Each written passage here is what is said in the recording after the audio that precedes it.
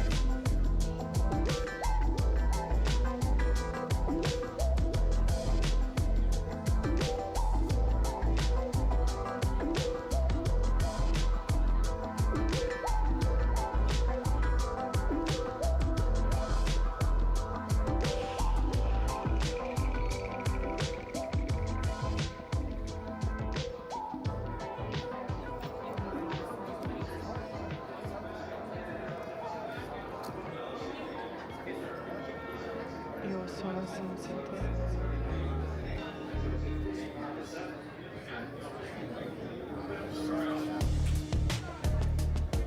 Is there an empty seat in Vegas?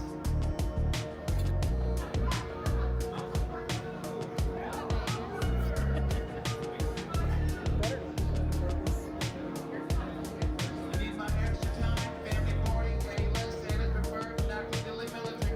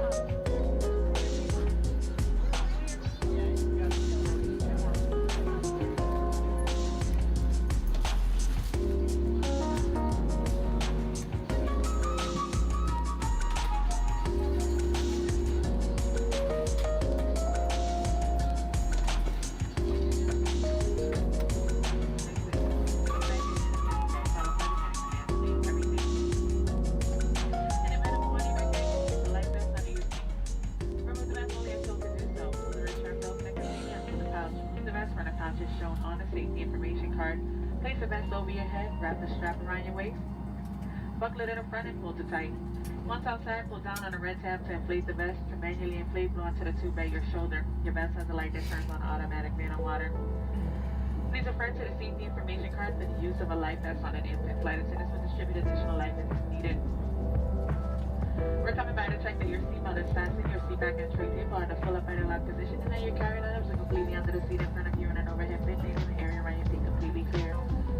Smoking is not allowed on board, including the lavatories. The use and charging of electronic cigarettes is prohibited. Federal law prohibits tampering with, disabling, or destroying any smoke detector in an aircraft lavatory. It is also prohibited to consume any alcohol that you may have brought with you on this flight. But aviation regulations require passenger compliance with the lighted passenger information signs, posted placards, and crew member instructions, including information on seatbelts and smoking.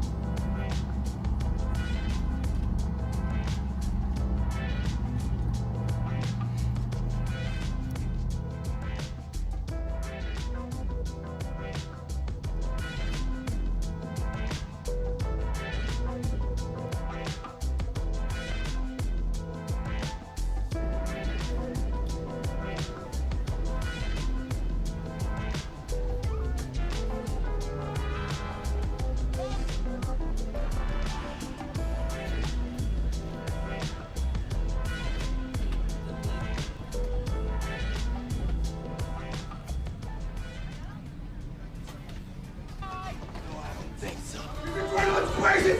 I'm gonna run so fast in my life! I don't have my luggage! Fuck your luggage! Go get your new luggage! Where you going? Run all the way back to LA! Sergio is chasing us! This is the longest hallway of all time! It's 𝒔𝒐𝒄𝒊𝒂𝒍𝒔!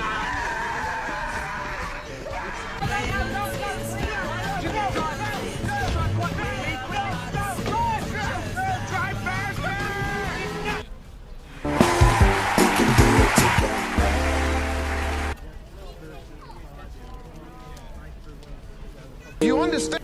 You got to. Die.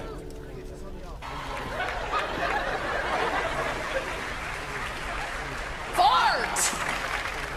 Flatulating. Passing gas. Fart! Flatulating. Fart! Fart!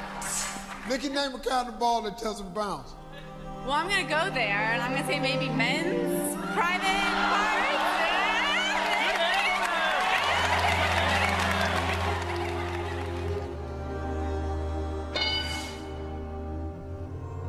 Name something of yours you'd hate to discover your wife cut in half.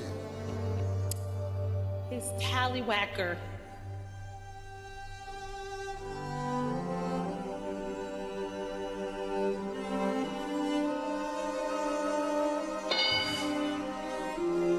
Name something you like to watch your wife do.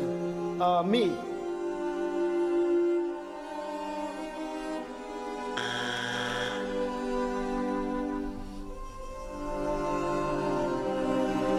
Lick himself. Fart. Lick himself. Passing gas. Rectal canal. Steve, I want to say I don't want any of his testicles in my sandwich. Tallywhacker. Me.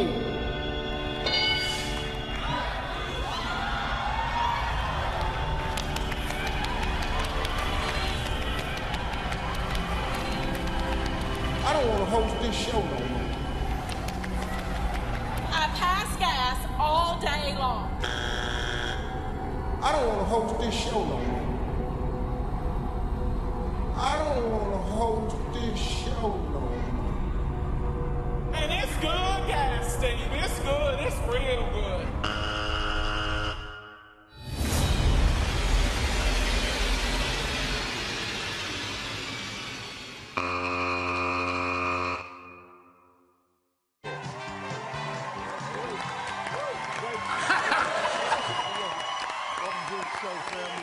How you folks doing today?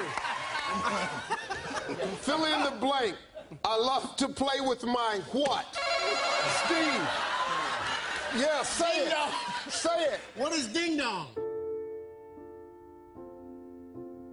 I love to play with my... Say it.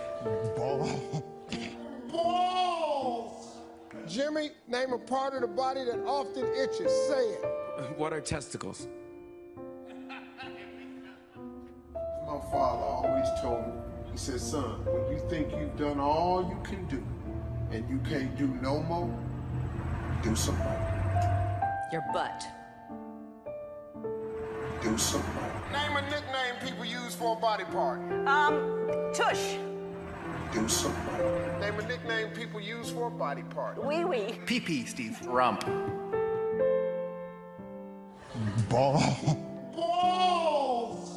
He said, son, when you think you've done all you can do and you can't do no more, do some more.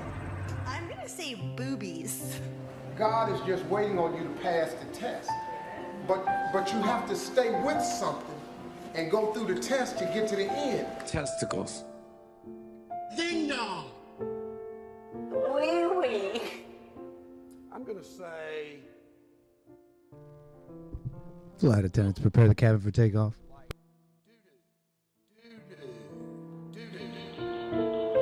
God is just waiting on you to pass the test. Doo-doo. Daisy Duke shorts.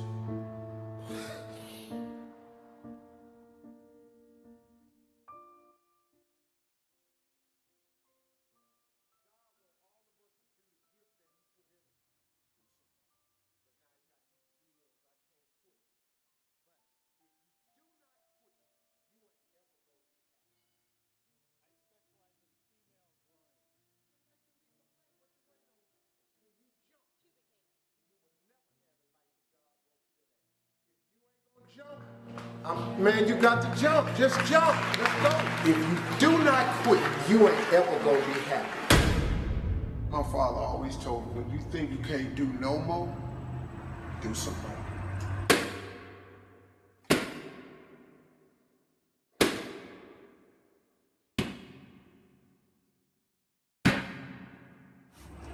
Do some more.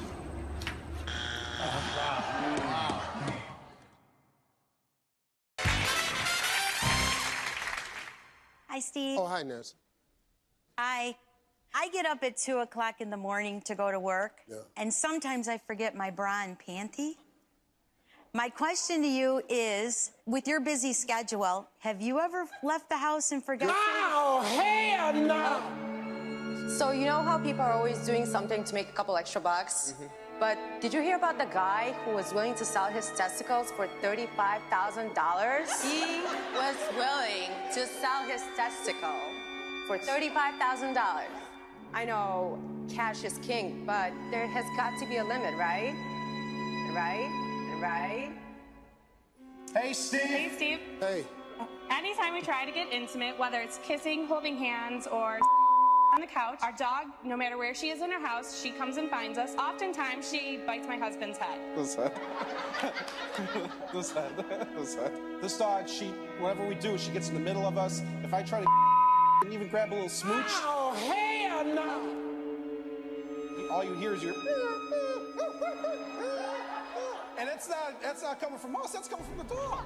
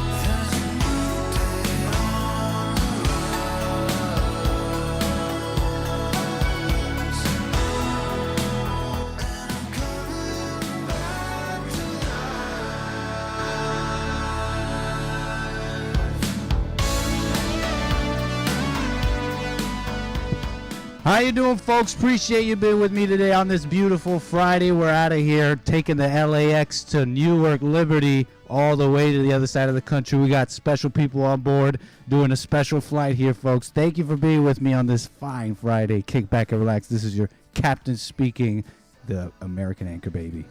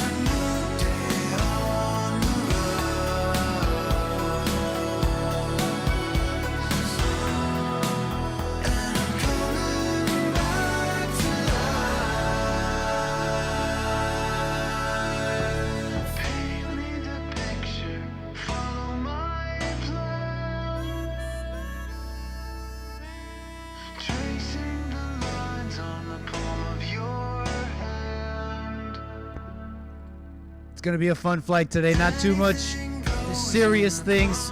Bunch of weather, but we're going to get through it all. It's going to be fun, folks. Appreciate you being with me.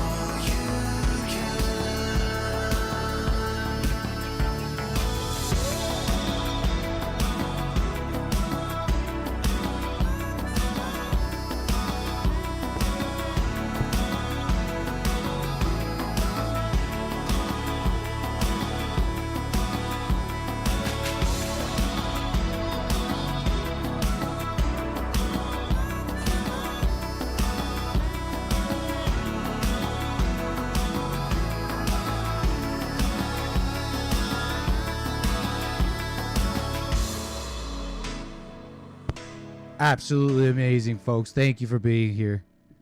Let's get our Friday on, folks. It's going to be a nice Friday, I think. We got some nice things to get into, fun stuff. Stuff I've been saving. We're going to take ourselves a little flight here above America and just kick back and relax on this Friday. How y'all doing? How's your Friday? What are y'all up to? We are flying Spirit. You know it's going to be bad, but it's such a nice looking plane. Why does it have to be the cheap plane? I really like the Spirit Airlines livery. Hey, what's up, everybody? Thank you for tuning in. Appreciate it. This is your captain speaking, the American Anchor Baby. And we're flying a Newark Liberty International on a somber yet, hopeful flight. We're flying Spirit Airlines flight 862. This is not doxing Sean's flight home, but this will be the route. I looked it up. We are flying the exact route that Sean will be flying on his way home. And we're definitely wishing him well. And we're going to fly this route beautifully and perfectly to give it some good vibes, right? We can only pray Sean's flight has a better landing. Oh, we're going to land this all just for good omens. Good omens. He's flying in a Boeing 737. It's a very, very safe plane. despite all the mess that's been said about Boeing and all that. You know, when you look into it, it's still pretty safe. It's still very, very safe, in fact. It's just the trends are concerning. The trends are concerning. And right now there's major issues with it's the maintenance crews, and it's one particular project, which one is it? The 7, whatever, the one that crashed twice. But yep. We're flying the same route. He's gonna be flying. If you're interested, where'd it go? If you're interested in seeing it, you know, usually, yeah, FlightAware posts it. Anyways, we're flying the Orca 5 departure, and it's beautiful. Flying up to our cruising altitude of 41,000 feet, flight level 410. Once we get on up there, we will be turning on the airphone and taking calls and all that. You know, you can call in. It's a call-in show as well. And we'll see if we can get into some shenanigans here. Just programming the autopilot computer here to do everything in a, you know, smooth and timely manner. Okay. What's up, Steve, 𝒏𝒊𝒄𝒌𝒔𝒕𝒓𝒆𝒂𝒎, 𝒔𝒐𝒄𝒊𝒂𝒍𝒔, Life by a Thread, Court, Sugar Pancake Face. Hey, what's up, everybody? Miklo. What's up? Delighted to be here, Christopher. What's up, Carver? Did you peep the major Steve Harvey vibes before we started the flight, Carver? What's up, Serge? Right? That's how you say that. How you doing, Kevin? Welcome, everybody. Annie. Nee. Nice. Okay. Terry. Hey. Gaze for Wreck. Point Fire. David. Doom Jesus. I gotta say everybody now. Incredible. Nick demoralizing his audience so they can watch more JLP. He figured it out. The content loop. You demoralize on Fridays. Over the weekend, Sunday you need redemption. And then we do it all over again on Monday. Thanks for watching the Bond Network. Hey, let me say hi to the peeps. How you doing? This is your captain speaking. Welcome, everybody. Welcome, welcome. Amazing.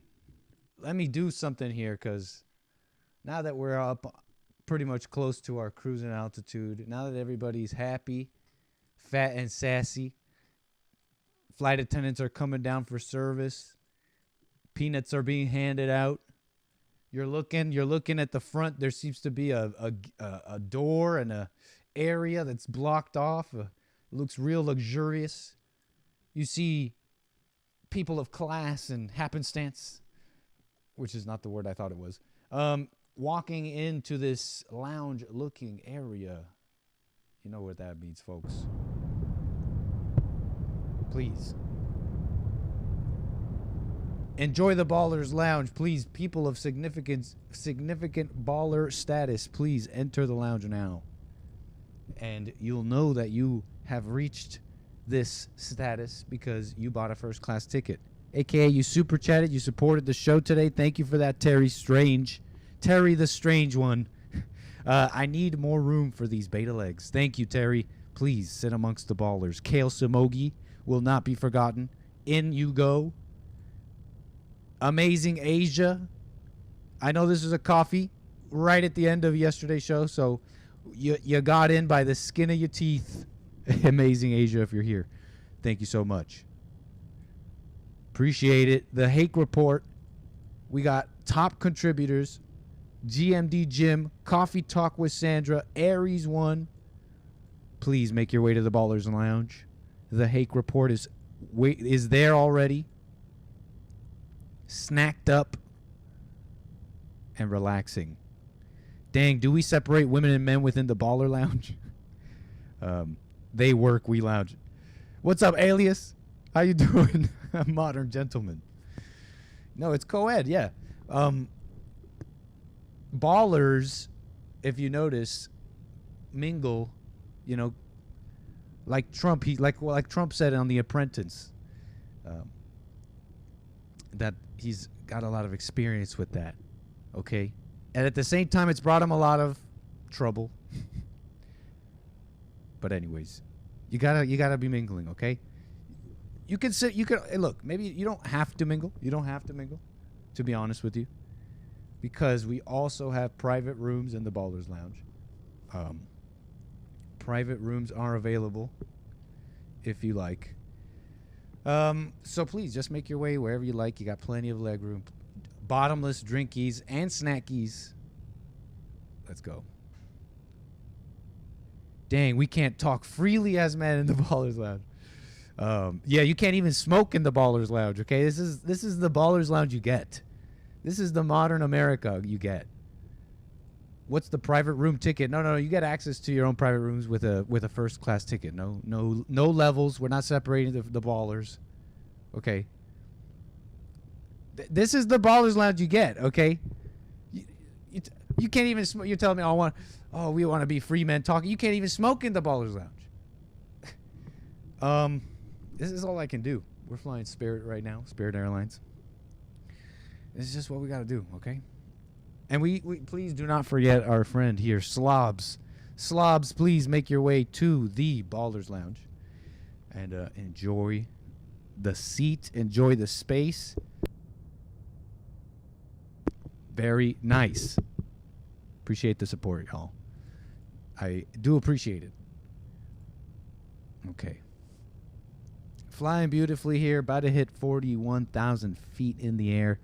You know what that means? We're going to unmute the air phone here. And you can call in 760-515-3855.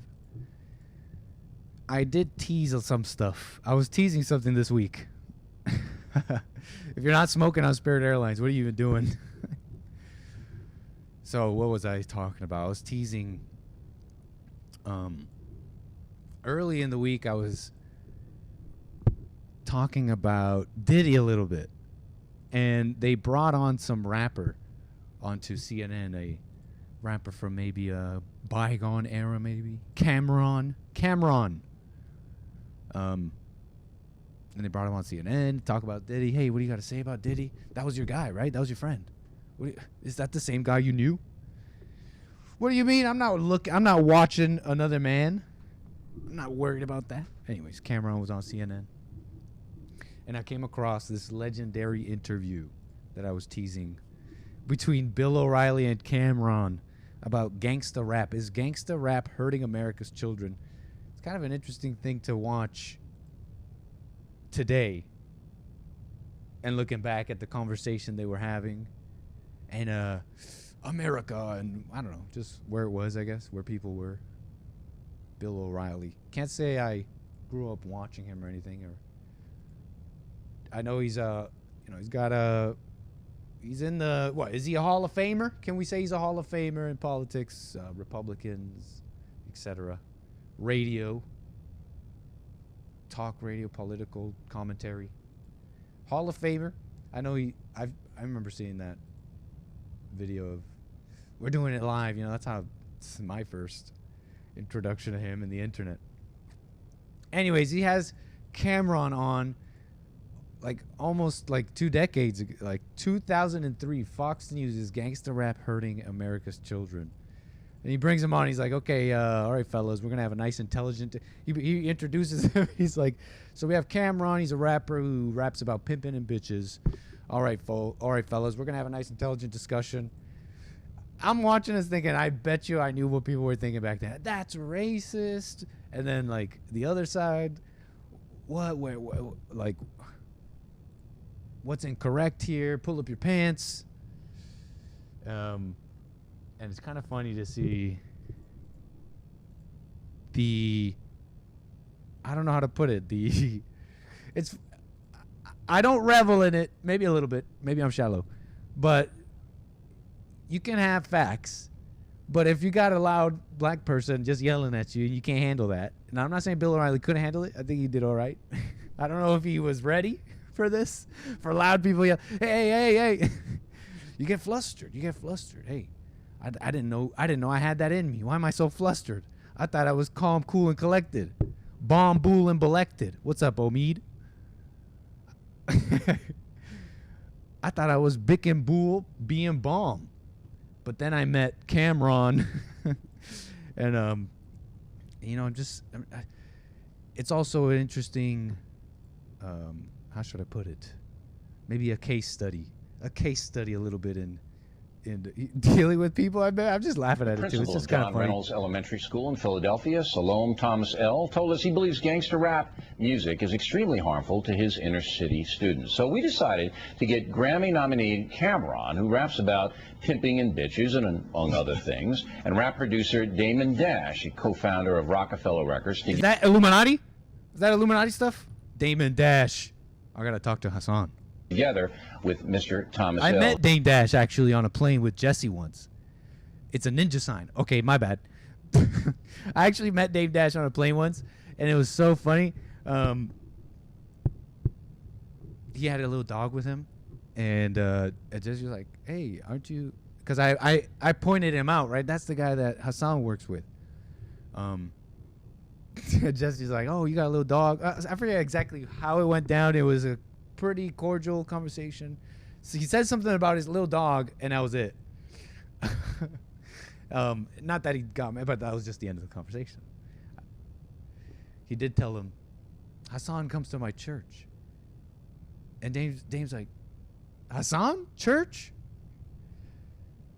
Anyways. He was a lot skinnier when I met him, but he's also a lot older, I guess, now. Who joins us now from Philly. And here they all are. Now we're going to have a nice, intelligent discussion here, gentlemen, and I'm going to moderate this discussion. Pimping and bitches. Yeah, you know. Pimping and bitches. You got it in your Fox record, News. Purple Haze, right here. But anyway, let Mr. Thomas L. direct his questions, and then you guys can Are answer. those little digs? I mean, Ask I don't blame him.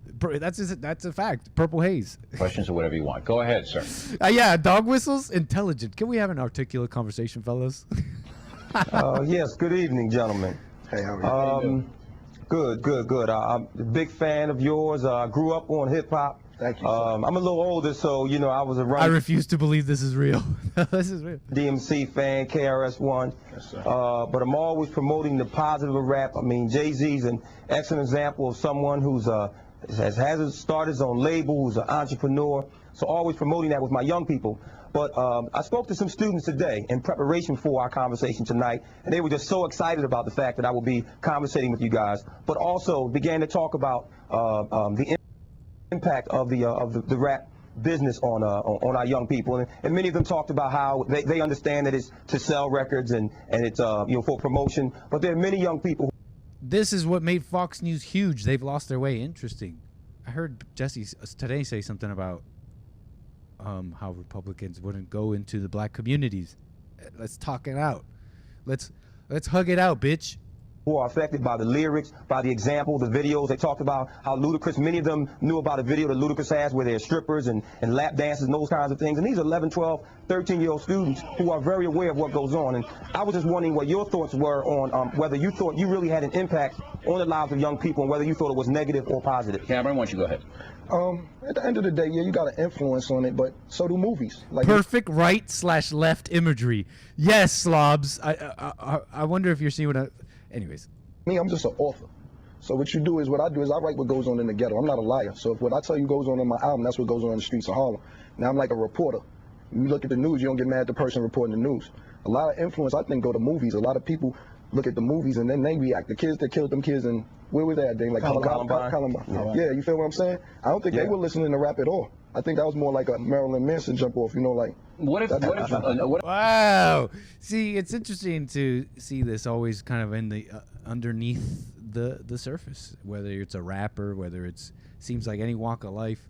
I wonder what, I just wonder what even like the principal here, I know, I really like the principal in this interview too, because he's pretty straight up and he says we grew up the same way. I'll let him say that in a moment. But isn't that interesting though? Oh, I don't know, those Columbine kids. I don't know why you talk about black people. Look at those white kids. And I get it where he's coming from. I'm not gonna be ignorant to that. Like, there is something about that. Oh, he's an author. He's an artist. Like, it speaks to the false responsibility, the misplacement of responsibility here that parents do, the world has done, and even maybe to a degree, Bill O'Reilly, Republicans, like, where are the parents, obviously? Don't get me, I'm not discounting any criticisms here on camera because he's a man of his community. It's like, look around, man. Look around the black community.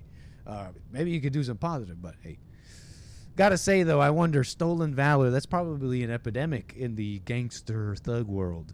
You know what I'm saying? Like, but he's talking about what really happens. Maybe, I don't know if he does it, but it's not a movie.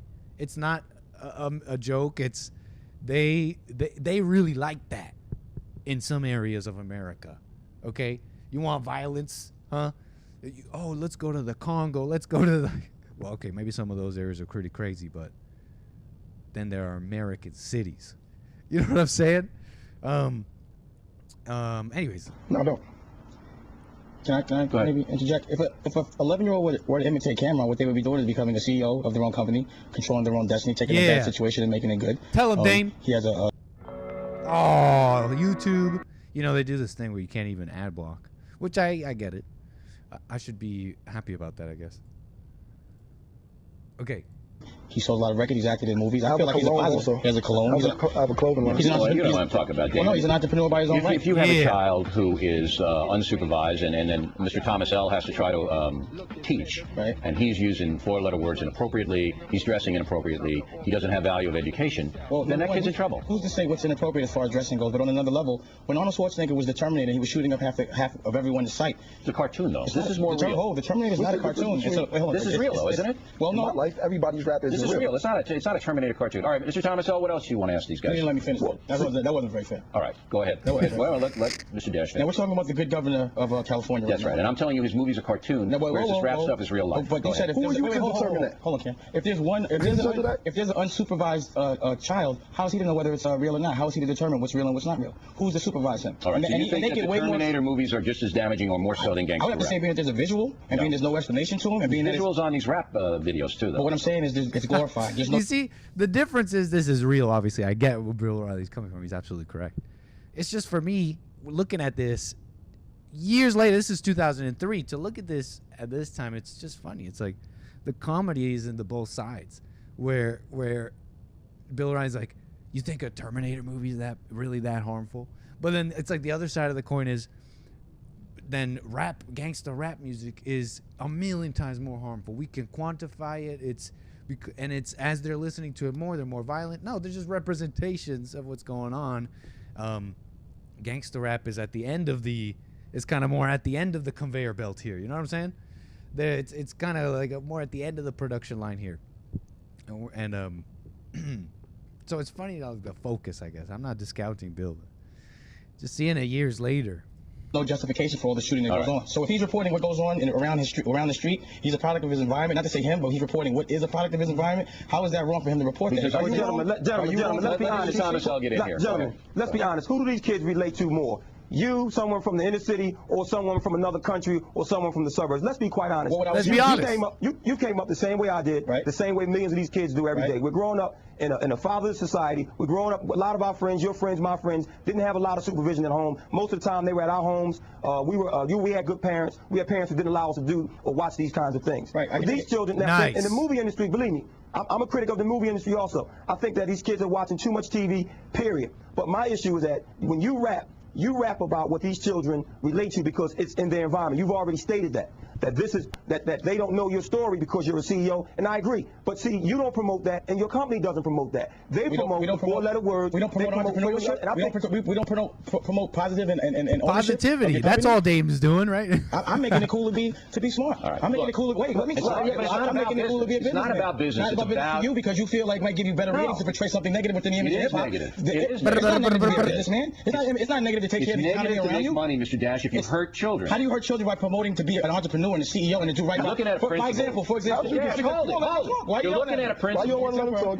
You mad? Where'd you did you start? Current affair, right? You mad? Yeah, you mad? I got done on you, doggy. Cameron, I'm gonna get at you in a minute. Bill, you get I'm gonna get at you in a minute. You got this, Bill. You mad? You You're looking at a mad? guy who teaches inner city kids and who's telling you face to face that he has problems with kids based upon the rap music, and you're rationalizing it all up and down. I thought you were going to mediate. I am. No, what you're doing, you're giving opinions. That's not. You're not objecting mediator now, Bill. It's my program. Bill, That's pretty much it, folks. Bill. Yeah, it's my program. Bill, come on, Bill. You'll have the Let's stay dash factor objective. some other time. I have the dash factor. Gentlemen, I got a question for Cameron based on what you just said. Come on, let's keep it civil. This is civil. This is civil. Come on. Come on, Bill says. That's pretty much the whole shebang there. Kind of a legendary video, if you have to, if you got to say, right? And, you know, just let's keep it intelligent, fellas. Keep making it an intelligent conversation. Hey, interesting things came up. Fathers, man. You know, it's like, it seems like everyone knows that, but I guess they're maybe tired of hearing it, or they're tired of, I don't know what it is.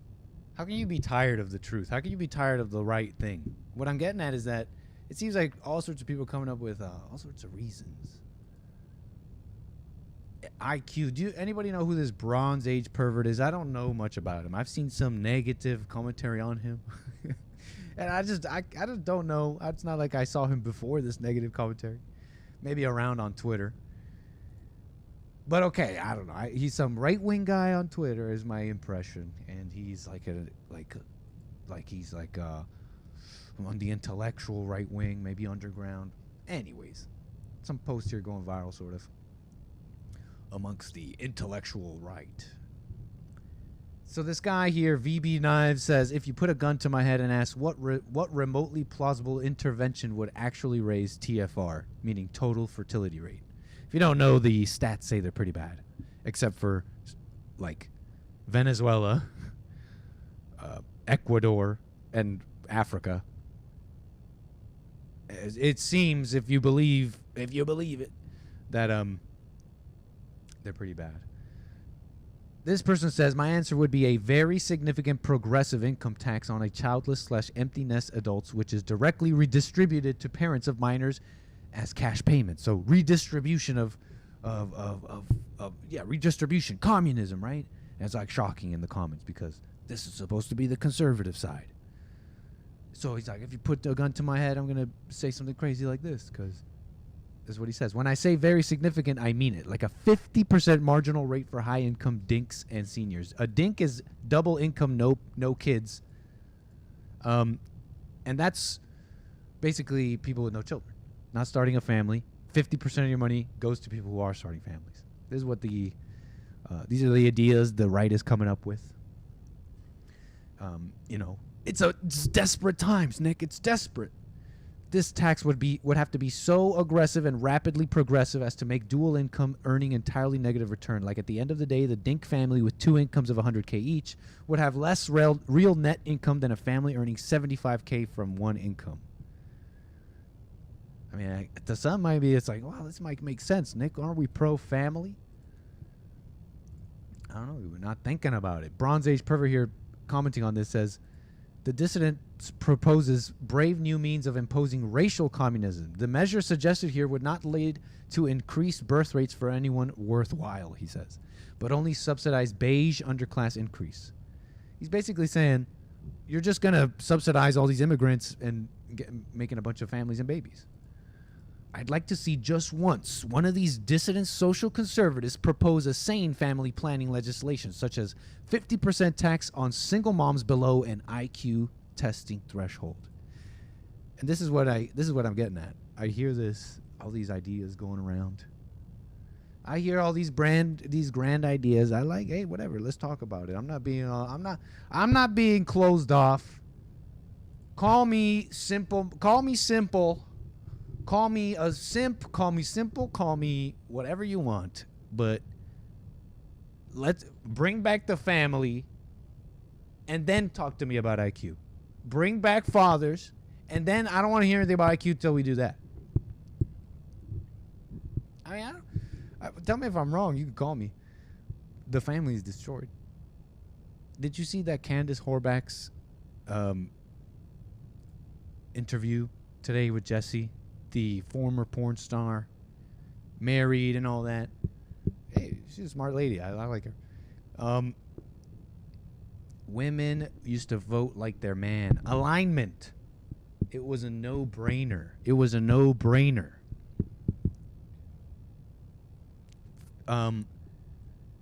Families used to exist.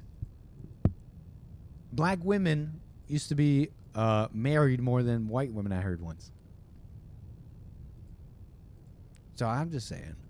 I don't want to hear. I'm just saying. Anyways. But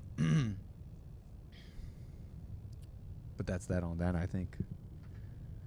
That is that on that, I believe. Maybe Bill O'Reilly needed a little bit of the black wife effect.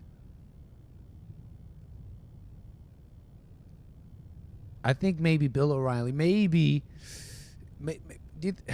Bill O'Reilly, man, Bill O'Reilly's lack of swagger maybe set America back decades. I venture to say, I'm hot take. I'll venture to say that Bill O'Reilly's lack of swagger may have, in fact, been a contributing factor to racial enmity between blacks and whites. I'm messing around a little bit. Why can't the blacks meet Bill O'Reilly in the middle? If there was only a bridge. If there was only a bridge.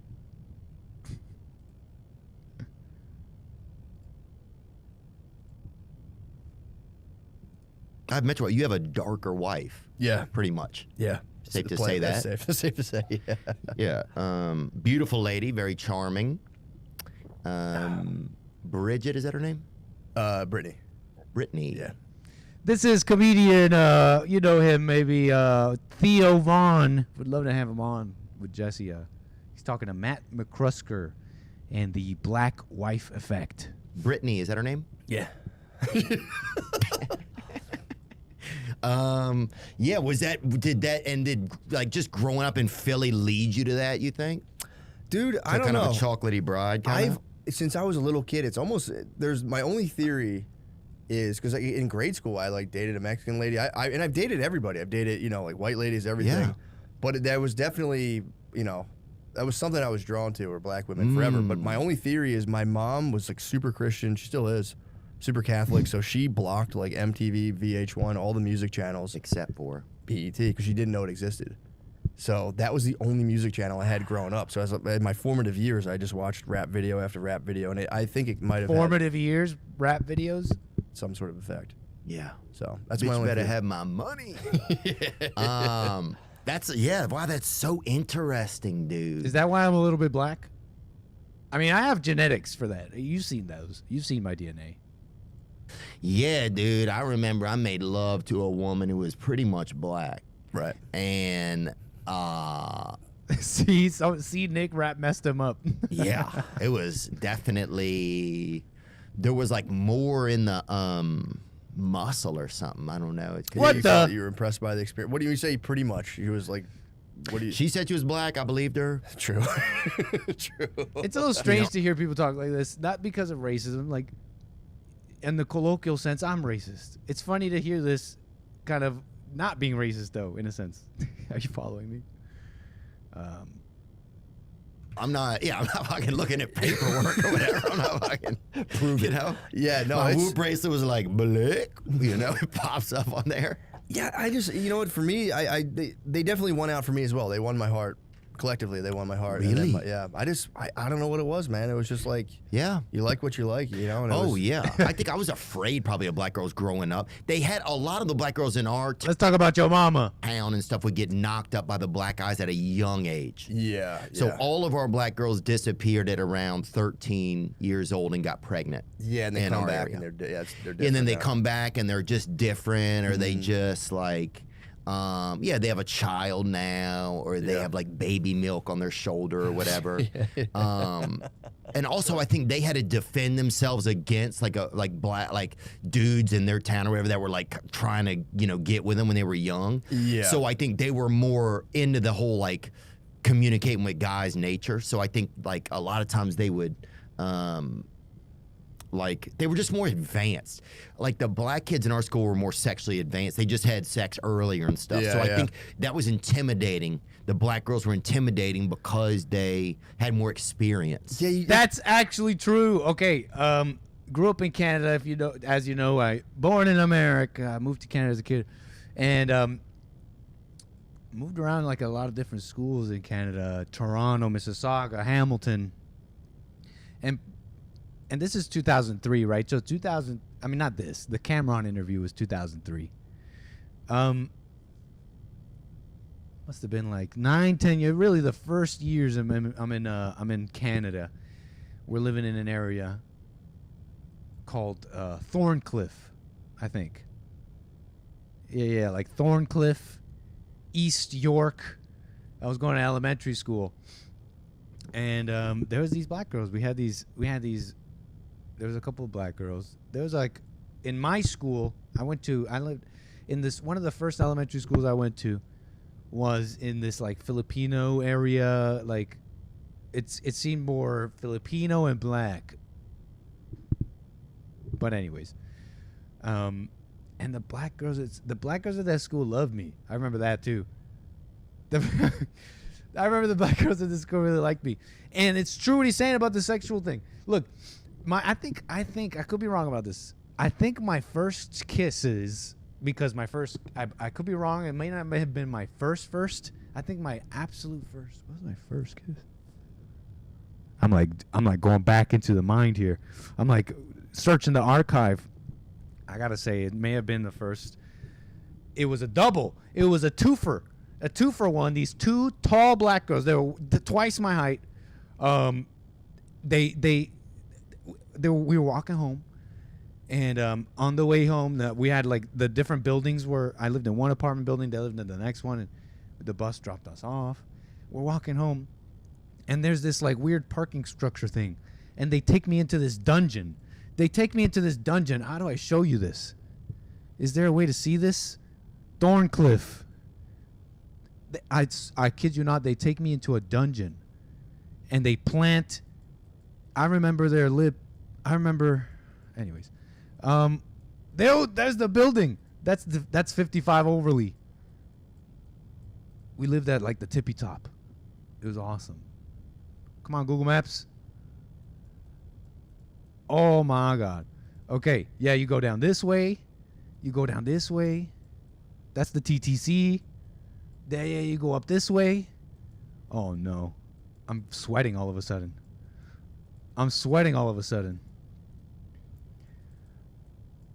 This is a true story. I got my first punch. I got punched in the face. I got into my first fight here. Oh my God, that's the dungeon. That is the dungeon right there. We located the dungeon, folks. We located the dungeon, and they just brought me down there. I didn't know that was gonna happen before I went down there. I'm just telling you the truth. I was the new kid on the block in Canada, big old a bunch of curly hair. They took me into this dungeon, and I came out a changed man. And they were beautiful. I will never forget you, ladies.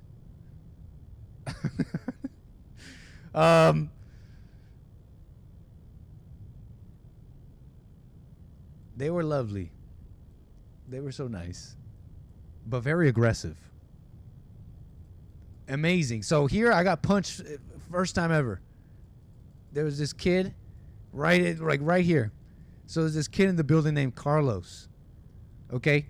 Carlos, he was like 2 years or 3 years or 2 years older than me, because I remember I was like grade 5 or grade 6, and he was in grade 8 the last year in our elementary school.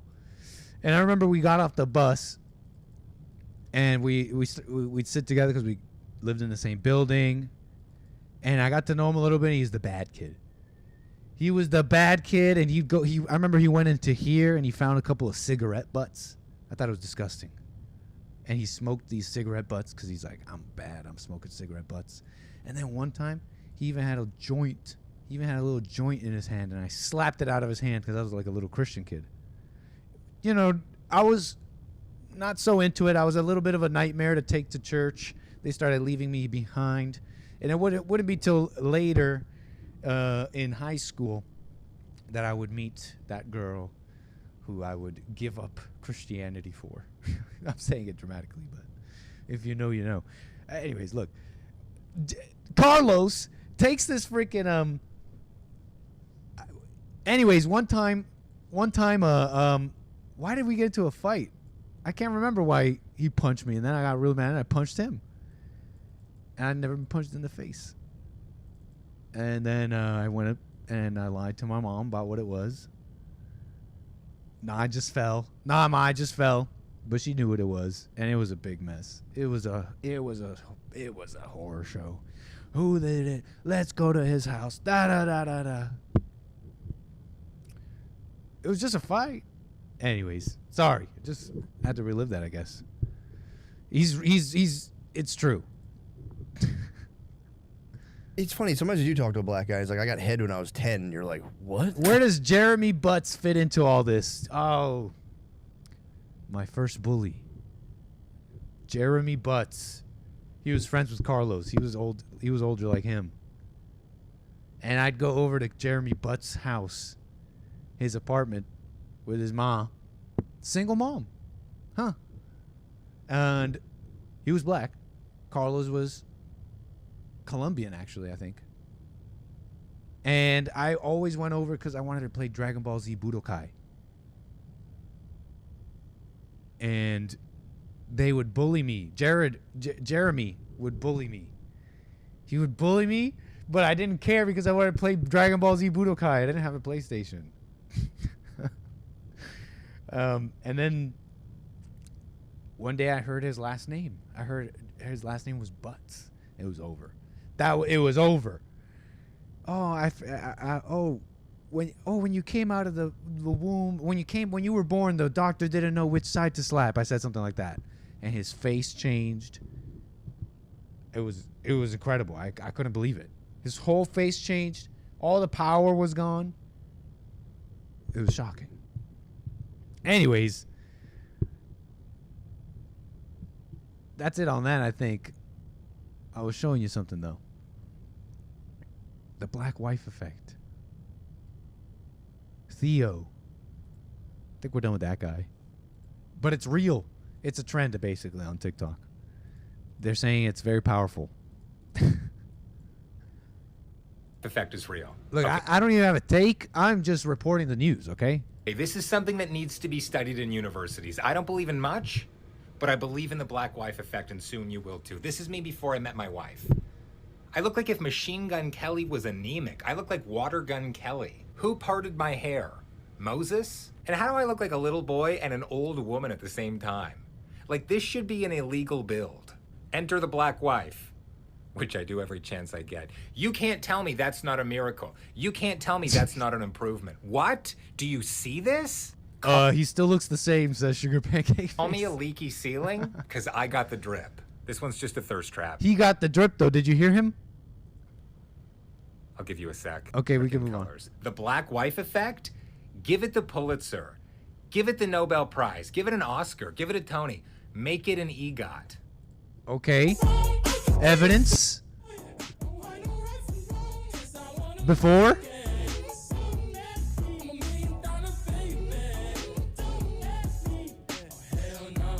After.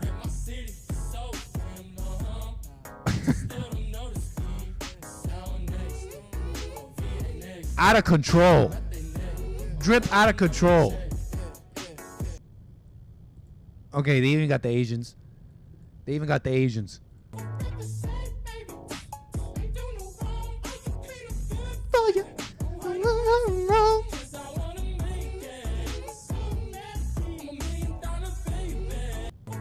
They got the Asians. Where's Dr. Umar? Where is Dr. Umar? calling Dr. Umar.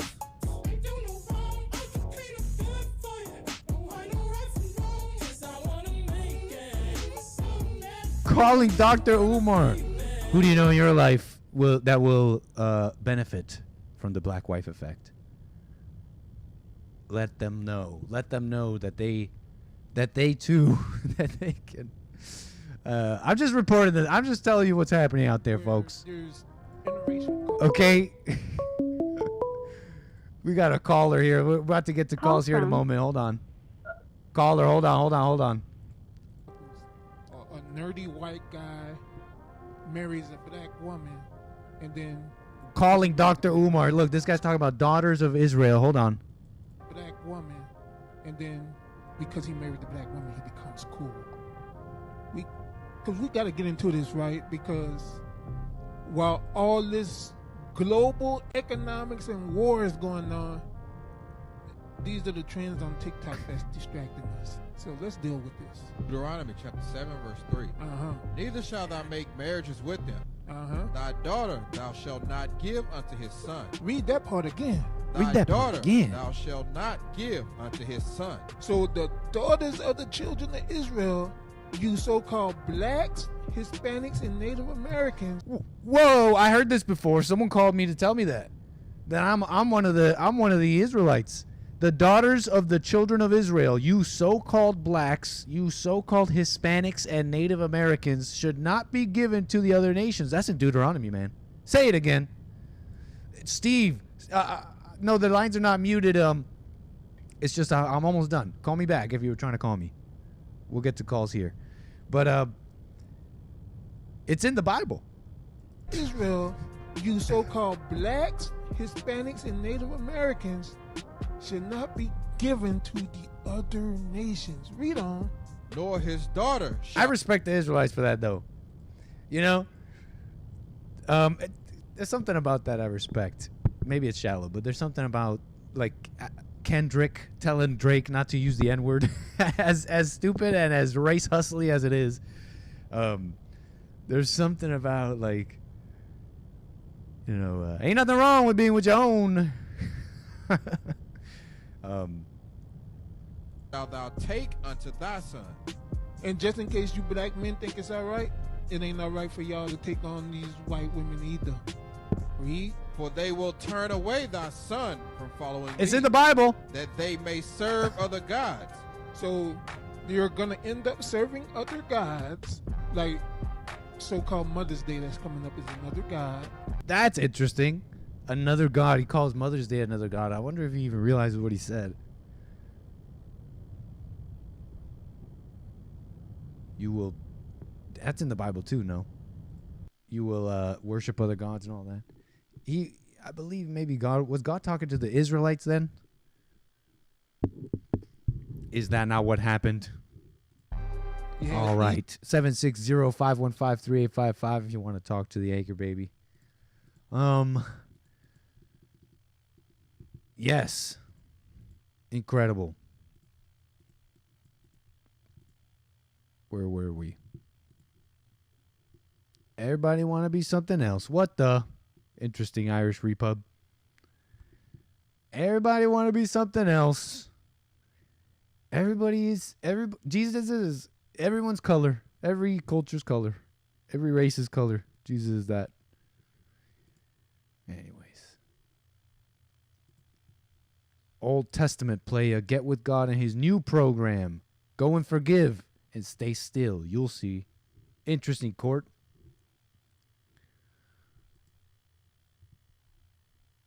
Very nice.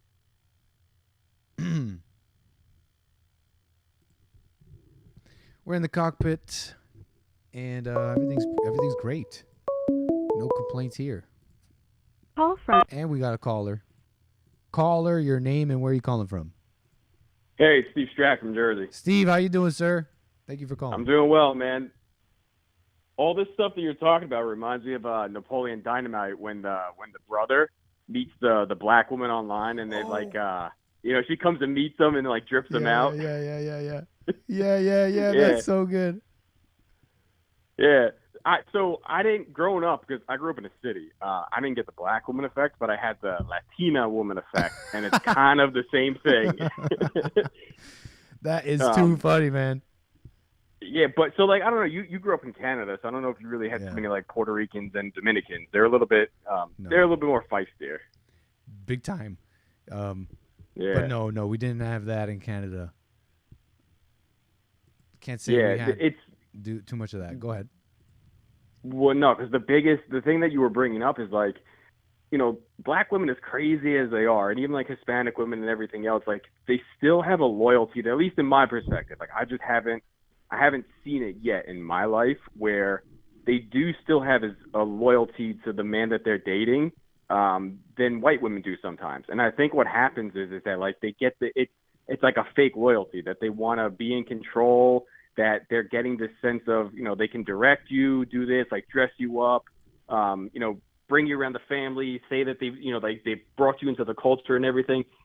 And I realized like over time, I was looking for so much culture growing up that like what you were saying before about the whole family thing, like we're trying to change society, trying to change it with the birth rates and everything else, just to focus on the family. Like, I think the one thing my family got wrong was, even though we had a deep, entrenchment in our culture, like, but they missed how much influence the girls that I was dating, their families, their friends, the kids I went to school with, what they were doing and how they were influencing me.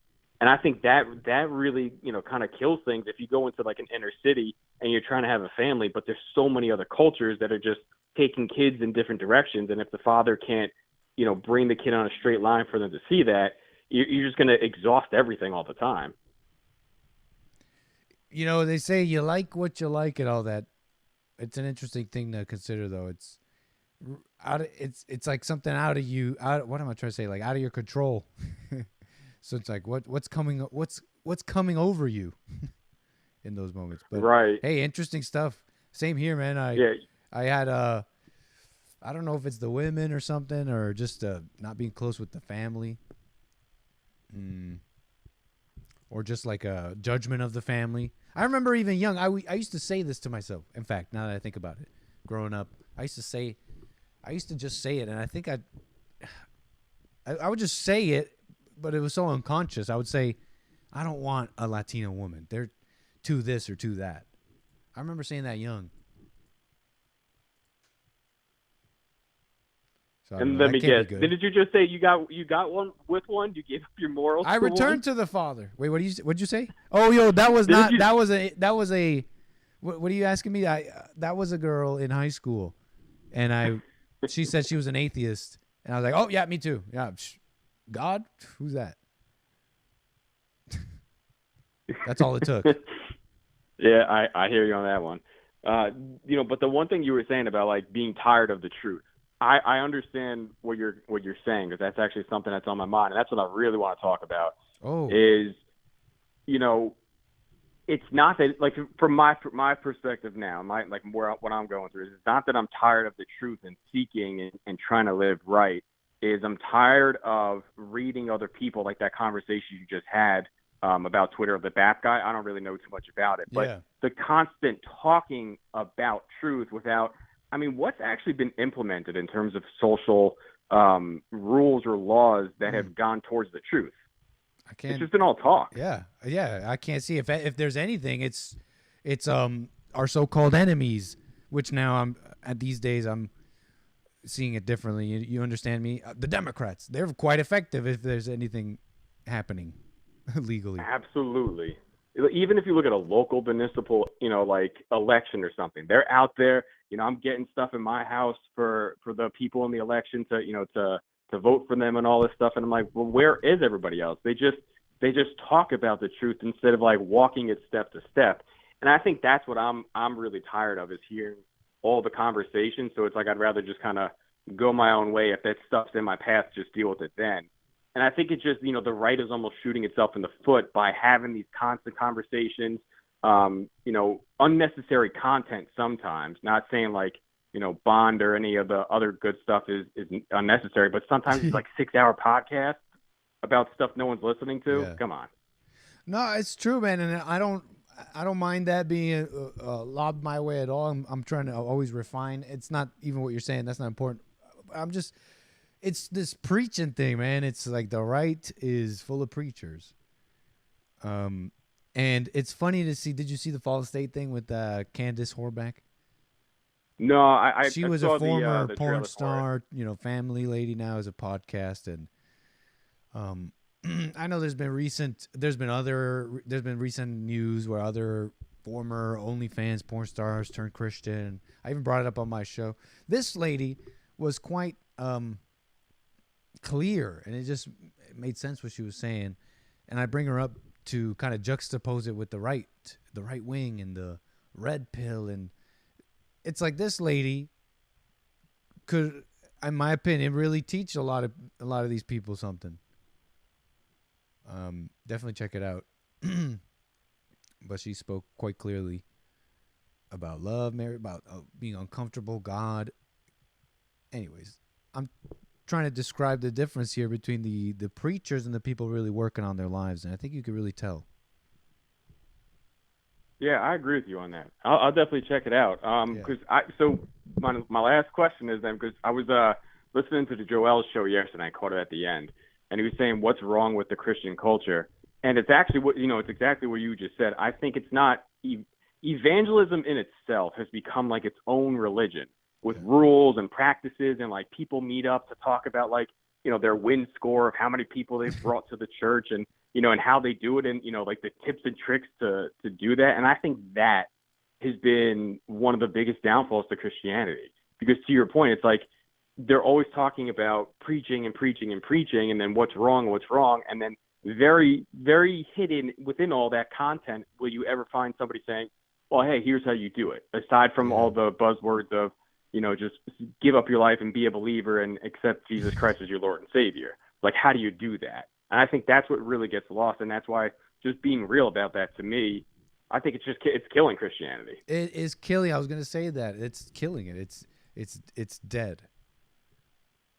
Man. Right on, sir. Yeah, that's all I got to say. Get in the Word, Nick. Read your Bible. Eat your Wheaties. We got to revive it. It's a revival, folks. We're going to have a revival. We're going to have a praise break on the plane. I'm about to start running up and down the aisles. Let's go. Incredible, man. Man, appreciate your call, sir. Call me again. Thanks for having me on.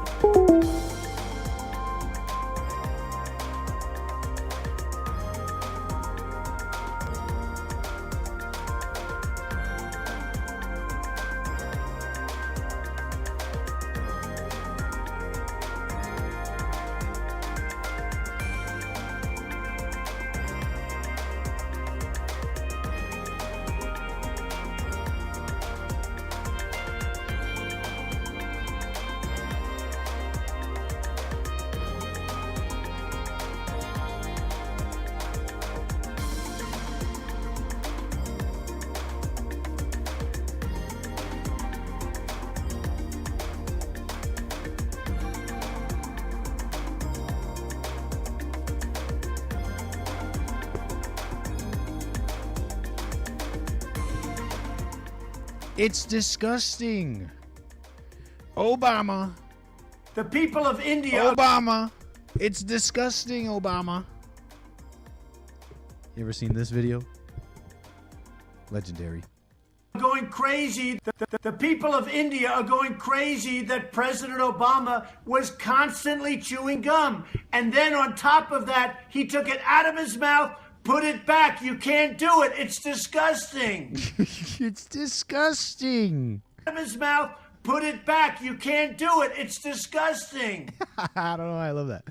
You can't do it. You can't do it, okay? It's disgusting. And the people of India are not happy. The people of India are going crazy President Obama was constantly... I didn't know about this controversy. Anybody aware of the Obama chewing gum controversy? And I got a caller. Just hold on. Get right to you here. It's disgusting, okay? But apparently he did. He chewed gum. It rubbed people the wrong way. They said it was racist. The people who, said it was unbecoming. But hey, I got a caller right now, though. Your name and where are you calling from? This is Artie Art Too Smart. Artie Art, how you doing, sir? Thank you for calling. I'm all right. First thing first. What, bro? What is that in the back? In the backy behind you? I know that ain't. What are you talking about? Mr. Ed. I'm talking about Mr. Ed. Look like AOC's uncle or something back there. Who is that back there? Oh, you mean this guy? Book back there. Yeah, with them big old white teeth. Oh, that's Steve Harvey. That's Steve Harvey. This is actually, I don't know if I'm sure you're aware of Steve Harvey, legendary. This is a book, How to Win Friends and Influence People by Steve Harvey.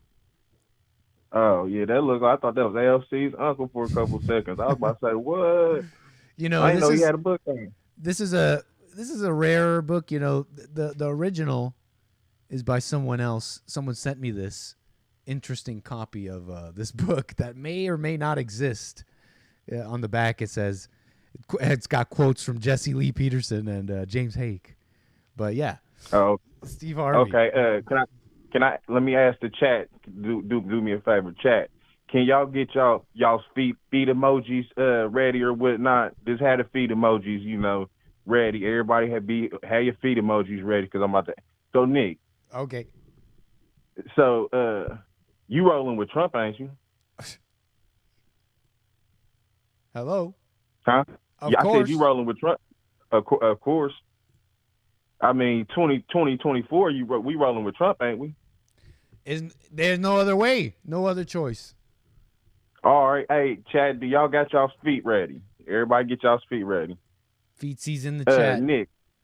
Nick, so why do you got Steve Harvey, beta maniac, in the background if you rolling with Trump? You know Steve Harvey don't mess with Trump. Really? He one of those Obama maniacs. He's lying. See, Steve Harvey loves Trump. He thinks he thinks he's awesome, a mogul. But you know, he's got to keep up appearances, and you see all those ladies asking him questions on his show. Nah, Trump's mean. You can't be supporting the big mean guy. I know an alpha would. An alpha would support him all the way. Wouldn't care. Nah, but I bet you hear, deep inside, Steve Harvey's got a good, you know. You seen those pictures of Steve Harvey with Trump? Nah, he don't mess with that was just when he was just go ahead and stump Nick out, man. Forget we talking too much. But everybody stump Nick out, man. He tripping. Steve Harvey do not roll with. We gotta stump you out real there's quick. Even pictures of Steve Harvey rolling with Trump.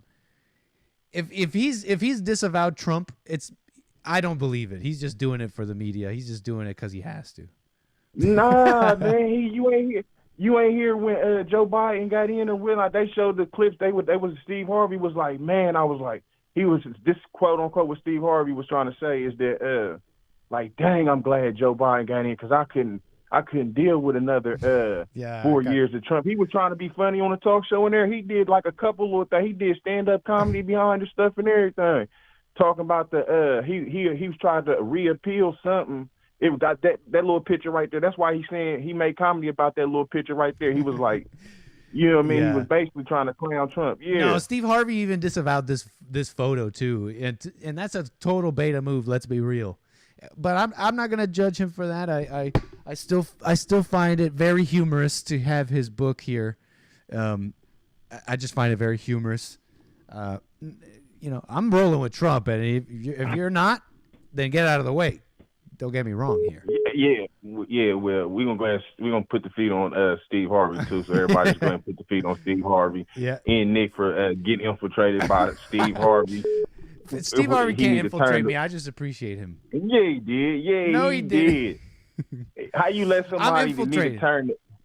Yeah, you got to tell, like, before I let Steve Harvey roll with Trump 2024, he got to turn the volume down on that thing over the top of his upper lip. The volume on that is up. It's a cookie duster. Yeah, it's too. He need to turn the volume down about like 5. That mug is. He need to turn that joint down for sure. What is he doing? But it's not almost fascista.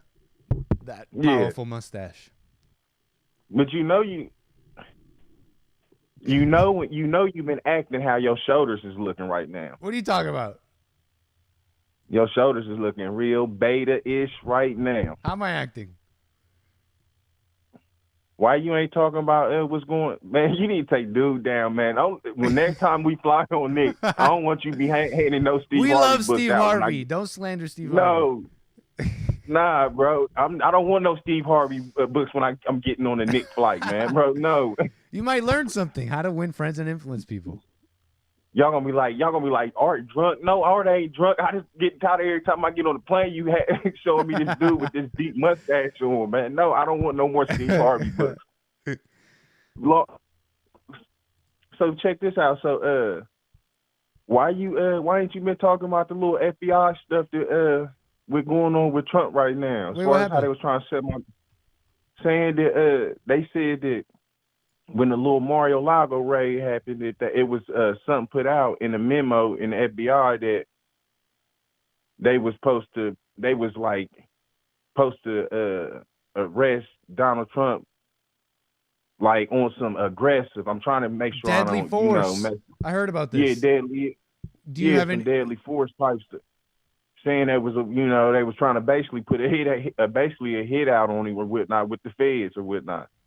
With the if they had arrested Trump or whatnot, the CIA got to make sure they with Trump. You know what I mean? They can't just. But I ain't been hearing y'all like really talk. You ain't been talking about that. No, Huh? I just kind of saw a headline. I haven't covered it or anything. I don't really know much about it. I do remember seeing the Truth Social post by Trump where he said, "Wow, I just came out of the Biden witch hunt trial in Manhattan. The icebox shows that the reports that crooked Joe Biden's DOJ in their illegal and unconstitutional raid of Mar-a-Lago." If you remember, DOJ raided his property because of these supposed documents, right? Oh, he's got documents, but no worry about Biden.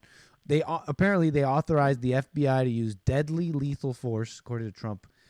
And of course, the mainstream media is now cleaning that up, saying, okay, it wasn't a hit, it wasn't an assassination. But what Trump is saying is that was the level of force they were authorized to use. So let's imagine if Trump, I don't know, protested or something, could have ended badly. But I don't see Trump as someone who would resist arrest or anything like that. But I understand where he's coming from. You saying resist arrest? I mean, I don't know how the CIA's policy is behind that. You see what I'm saying? Because they might be on some stuff where they ain't. Even if you do got an arrest warrant, do they have to follow that? You see what I'm saying? Because they ultimately have to protect the president, and he's a current nominee. You know what I mean? Or I don't know if at that time he was, but he was basically trying to basically run a game. Long story short, though, I don't know what their policy is as far as with the CIA. That could have turned out a different way or whatnot. Especially if there ain't nobody ever been in this type of situation. This is the first time that something ever like this probably don't ever happen with a president. As far as me knowing my little bit about history, I don't know of any other incidents where this will happen before. It's just ridiculous because they say, "Oh, no one's above the law. No one's above the law," but not even a president. They say, but that's selective. That's not true when we scrutinize that. They say that this is the facts according to the AP. The policy statement on the use of deadly force, which appeared in an operations order, so they are admitting that is in the order, this use of deadly force, but they're saying that's not evidence of a plot to kill Trump. It's just standard justice policy. But there's nothing standard about what's going on here with Trump. It feels like a lot of people see that. What do you think? Yeah, it definitely ain't nothing standard at all. Ain't nothing, you know what I mean? And you already know that we watching out for him for the simple fact that we know they desperate right now. You see what I'm saying? Yeah. So desperate people would do desperate things, and it can. We already see how extreme they are. You see what I'm saying? So it ain't no telling what. And we already have seen what's happened in previous history with other presidents or whatnot. You know what I mean? And then come to find out they released documents, and a lot of the documents has got like basically scratched out, blacked out to where you can't see a lot of the. It'll have a whole sentence, and then some of the names would be blocked out, and then some of the story would be redacted or blocked. You know, I'm just I was given this interesting story actually. Someone sent this to me about out of Texas. You might find this interesting, but apparently ballots in Texas. If you're in Texas, it seems like your primary ballot is not anonymous, and this is coming from a reporting here from Current Revolt. Hacked ballot proves Texas election in crisis. This is something people might want to. You might find this interesting. I got it up on the screen. But yeah, man, waiting on it to pop up right now. So check this out. And what's that talking about? That the ballots don't seem anonymous in Texas, according to some reporting here. Experts I mean, I think I don't think I want them to be anonymous. You know what I mean? For the simple fact that I want to know if it's dead people voting. If I'm correct. Oh yeah, I heard about that. All sorts of mess like that. Yeah, like I want to make sure it's really American citizens is voting, and how many times they don't vote it. So I don't know. I mean, I'm thinking that I would want them to be public or whatever it was saying. Paper ballot, there's definitely a lot of interesting ideas I've heard about. Yeah, and that's what elections and integrity like, and all that. Yeah, is that like the mail-in stuff? No, just voting. Yeah, man. We want to be transparent. We want to see and know everything because it's just so crooked that your name is like a receipt. Lead back to somebody. But so what's up with your girl Fannie Willis down in Georgia or whatnot? They got her, I think it was like a secretary or whatnot. Lady, like you can tell, the little black lady. That's probably who they really should have had the DA or like a mayor. She seemed like she's pretty smart. The whistleblower chick. Mm-hmm. But they I don't know who you're talking about actually.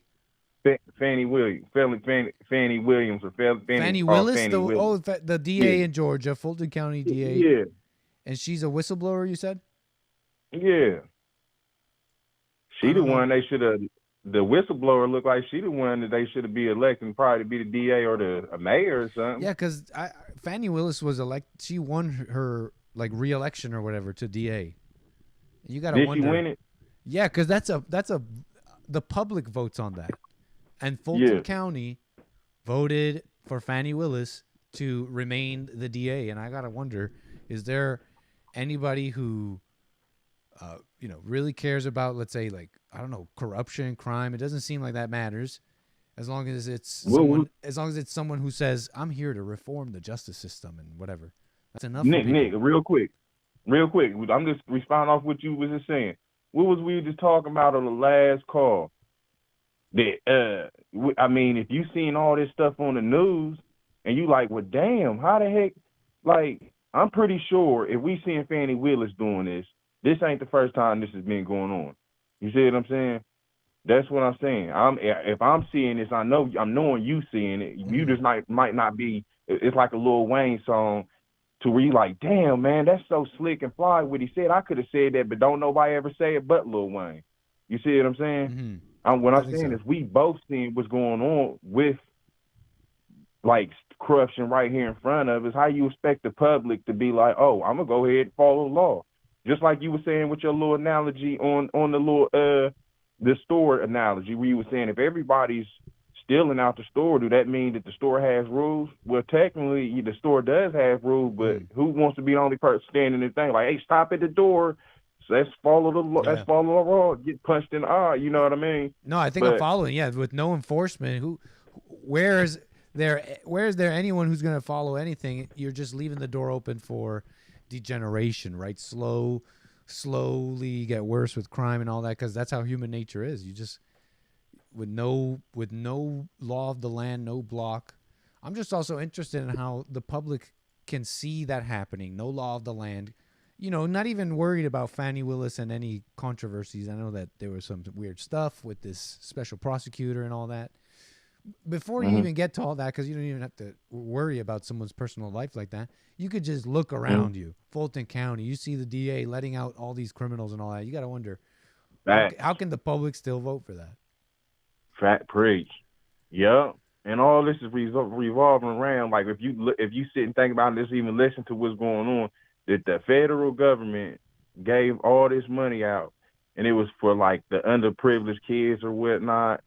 I'm guessing, like, they had a backlog on rape kits for females, to where a lot of these people probably, if they doing a lot of these tests, they can close a lot of these cases out and find these predators out here raping these chicks, but they don't have the funding or whatnot. And they gave the funding to Fani Willis for these little programs for the kids, and they said that she turned around and used the money to fund, like, something for her niece, other people from out of the state. And that's what we thinking and saying, like, well, hold up. This is supposed to be for Fulton County, and you got rich privileged kids or whatnot coming and using federal money on stuff that they weren't supposed to be using it on. You see what I'm saying? Big time. So yeah, that's criminal justice reform. That's criminal justice reform for you.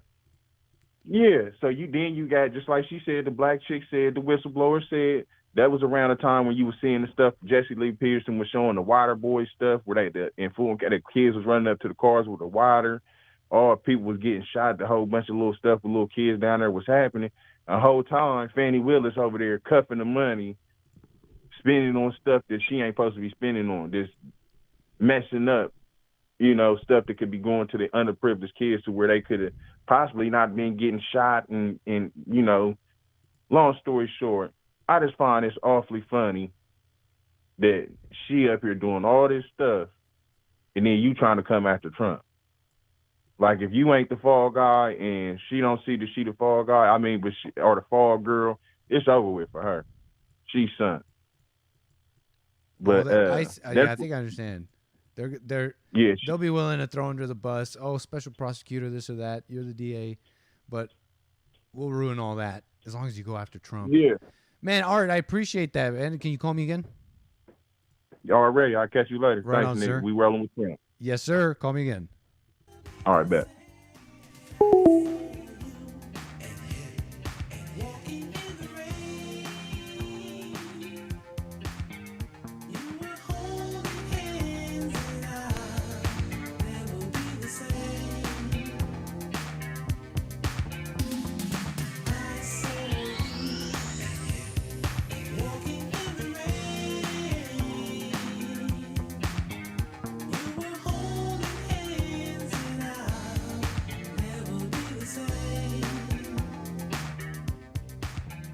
It's a cookie duster.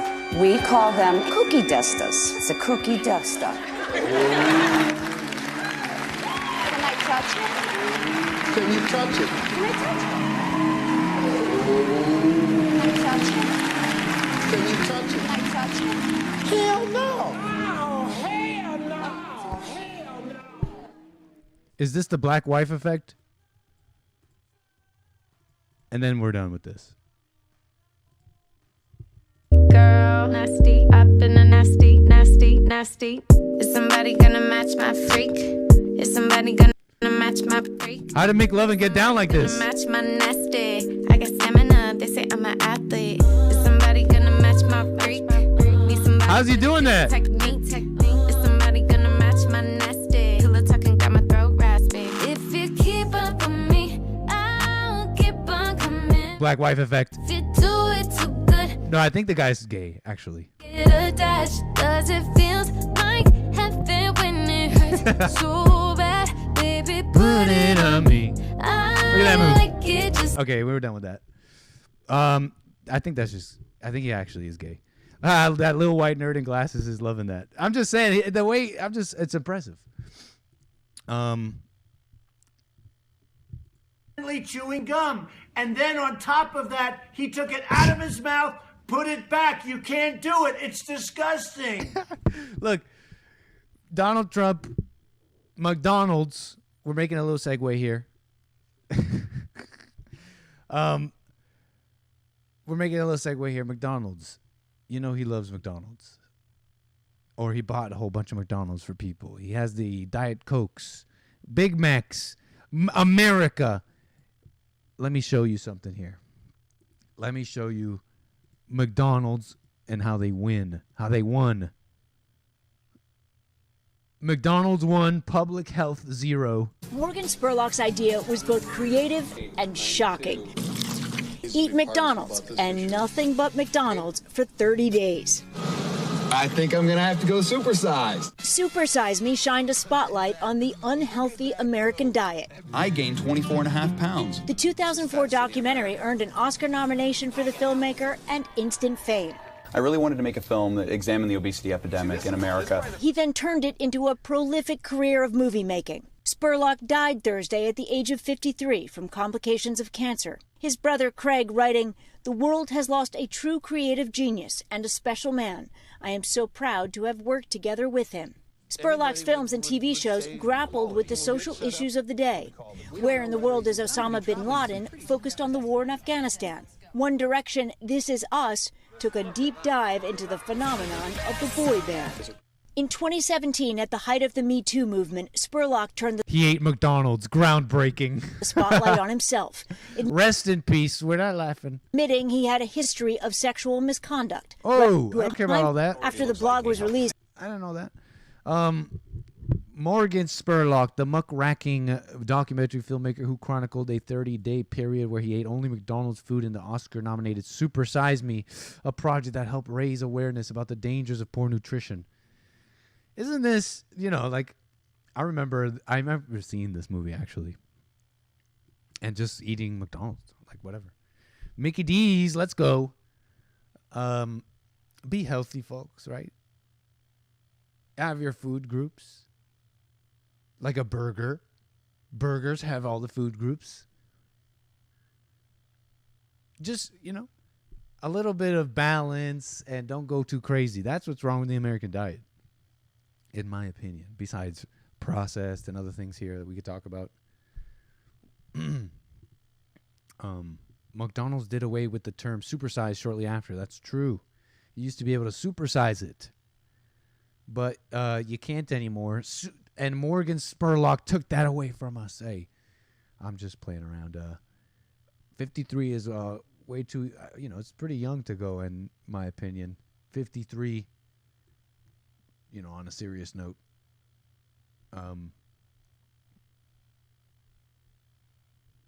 Anyways, Mickey D's. We love Mickey D's. We love McDonald's. All right, folks. Am I wrong? Burgers have all the food groups. Tell me where I'm wrong. I'm correct about this. All right, we got a caller. Your name and where are you calling from? All right, we got a caller. Hey, caller, can you hear me? Yes, hello. How you doing, sir? You're on the air. Yes, I'm doing well. How are you? Your name and where are you calling from? I'm Paul. I'm calling from New Jersey. Hey, Paul. Thank you for your call. Is it your first time calling? Yes, it is. Hey, welcome to the show. Appreciate it. So I'm calling because I was thinking about what the Pope said, and it makes me feel like he is not entirely wrong. Oh, what are you talking about? Inform me. So recently he mentioned that conservatism is a suicidal idea or something like that. Oh, I saw something like this. Go on. And even though, I largely disagree right off the bat, and I like to think of myself as a conservative, you look at history, you look over time, things just keep changing, right? And there's always something new coming up. And with technology, there's so many unknowns right now. It feels like we don't even know where we're going right now. Gotcha. And so what did he say about conservatism and all that? Like, could you expand Yeah, expand further? he- What do you think he meant by it? I think he meant that people need to be more quote unquote open minded and to not latch onto tradition as much. So it seemed like he was going away from dogma. And basically what it feels like what the church has been doing already and what everyone, even mainstream churches here in the United States, Protestant churches, everyone has been going that route of. And yeah, so like, what do you think is good about that? Because I'm not too aware of his comments, and I don't want to just say what I think he means. I don't really know. You're saying it's just not to not be so dogmatic and traditional and all that. Because I heard he's like kind of liberal, right? Isn't he pro like LGBT and stuff like that? Or am I wrong? I think you're wrong on that.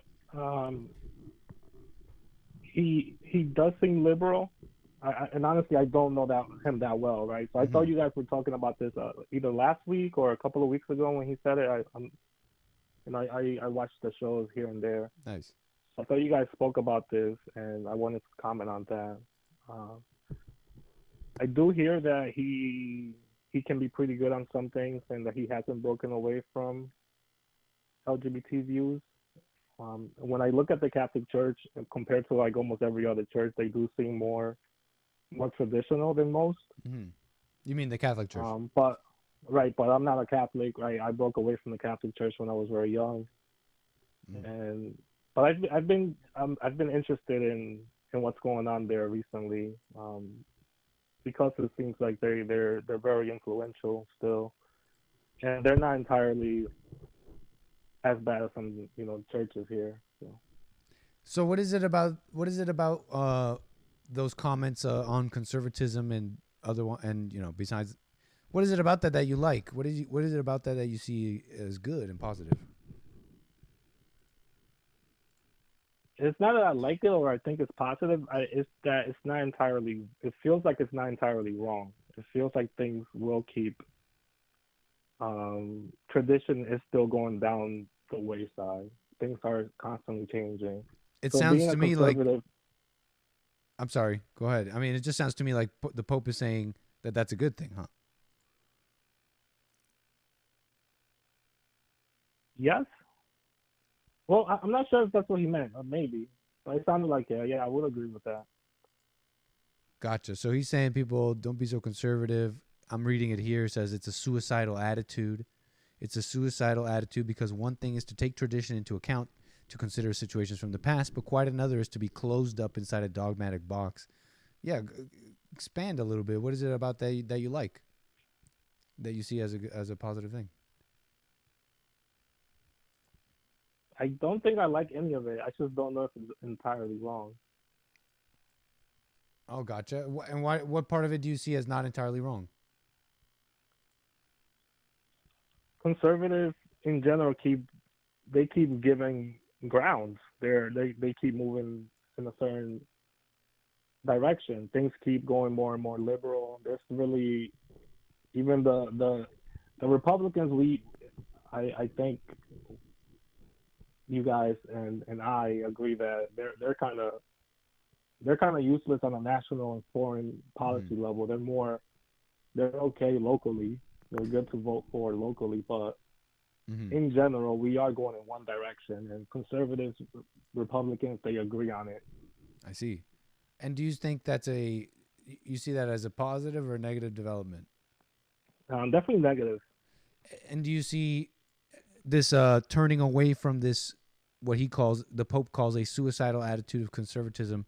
How do you see that as as helping what you want to see? So what do I want to see, right? And that's the other thing that maybe I wanted to bring up about what type of government do we want. So exactly what are we even pushing for? So I kind of don't think about it too much or care, right? Because it feels like it's so hard to predict. So like, why even worry about it? But do you see? Are you saying that what the Pope is saying might and following and are you thinking that what the Pope said about conservatism and doing that would prove useful to maintaining these traditions and all that we're losing, that you're saying is bad? So I think I understand now where I was trying to go with this. It's more if things are it feels like things are going the wrong way regardless, and what he's saying is like don't be so worried about it. So in a way, it's a stretch maybe, but it can also be like Jesse's message of don't be so caught up on trying to hold on to these traditions. Maybe. I just don't know how he means it, right? I haven't quite seen the comments myself. I just don't know what he means by it. It's an interesting statement for sure. And to me, it's interesting because there's some parts of this statement that I read, this little statement, that kind of speaks to me. Again, I just don't know what he means. I know he's like an open borders guy and stuff like that. I know that he's like, oh, the immigrants got to go around. I remember him saying something about that. And it's not, my point in saying that is just, I don't know what he means by it, but I can relate to something there about being closed up. I see the right wing, like I said earlier with another caller, just kind of preaching and no evolving and no shedding and evolving. You know what I mean? I'm not saying evolve and be progressive now. Like, I don't know. I'm just saying that, you know, you're hearing even conservatives, they'll go around and say, we got to ban porn, ban divorce. I'm not against that, but I'm looking at all the people going around saying that, and I'm just like, hold, do you even know? Are you just, you seem like a poser, like you don't really want that. You don't really want the things that they're saying. It's just preaching. You understand? And not based in reality. So I see a very closed attitude, kind of like not imaginative, not creative attitude on the right wing, where it's just kind of blanket traditional statements without understanding. Trying to give you examples here, but they're reactionary. They're not pushing for anything. They're waiting to react to what's being pushed. So over time. But I don't know if that's what the Pope means. But go ahead. Right. I'm talking about the conservatives and the right wing. They're holding on to tradition. They don't necessarily want things to change, but that means that they're not pushing for new ideas. And slowly over time, new ideas are going to keep taking hold and gaining ground. I mean, that's what's happening, right? Right. And even with the Pope, I'm not again, I don't actually know that much about him, but every time I look into something like what did he actually say about, and this is months ago, so I don't necessarily remember exactly what he said, but things about LGBT or open borders, he's not as bad as people would think. When I think about the Republicans and open borders, it seems to me that they're okay with open borders. I don't see what the difference is. Yeah, I see that too over there. Yeah, I mean, the Pope says something like he doesn't want to bless same-sex marriages because it's not a sacrament, but you know, the individual should be blessed. I get it. Like, again, I don't know what to say. I don't know exactly what it means, so I don't want to say. I'll just move on from that. I can understand some closed off attitudes in the right wing, but they're not closed off to what some liberals say. Like, they're just so closed off. They should be more accepting of XYZ degenerate, crazy, messed up individual. You know what I mean? And that's not what they're closed off to. That's what some people mean by being closed off. No, they're closed off to kind of a deeper thinking, like just deeper thinking on topics they talk about. Because they'll, you know, it's like Bible thumpers. It's like any thumpers. Shallow. And so if you're shallow, you really won't do any, you know, you won't get what you're talking about. The opposing side will be always more compelling. Yeah, that makes a lot of sense. That's what I wanted to bring up. I have a lot of other things over time I've been writing down that I want to talk about, but I think we're good for now. Thank you. Yeah, right on, man. Call me again. Yeah, for sure. It was great. Thank you. Yeah, for sure. Thank you, sir. All right, bye.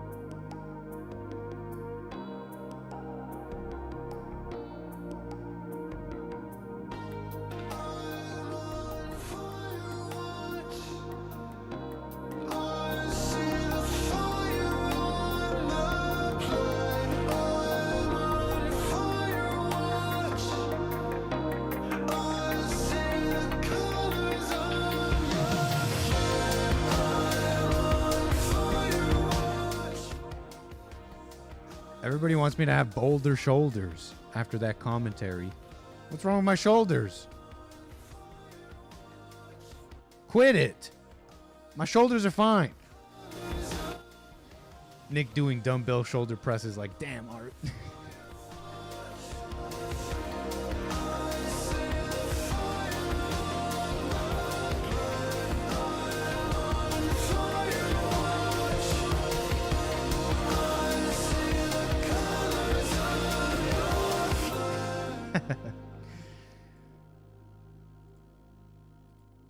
Whatever.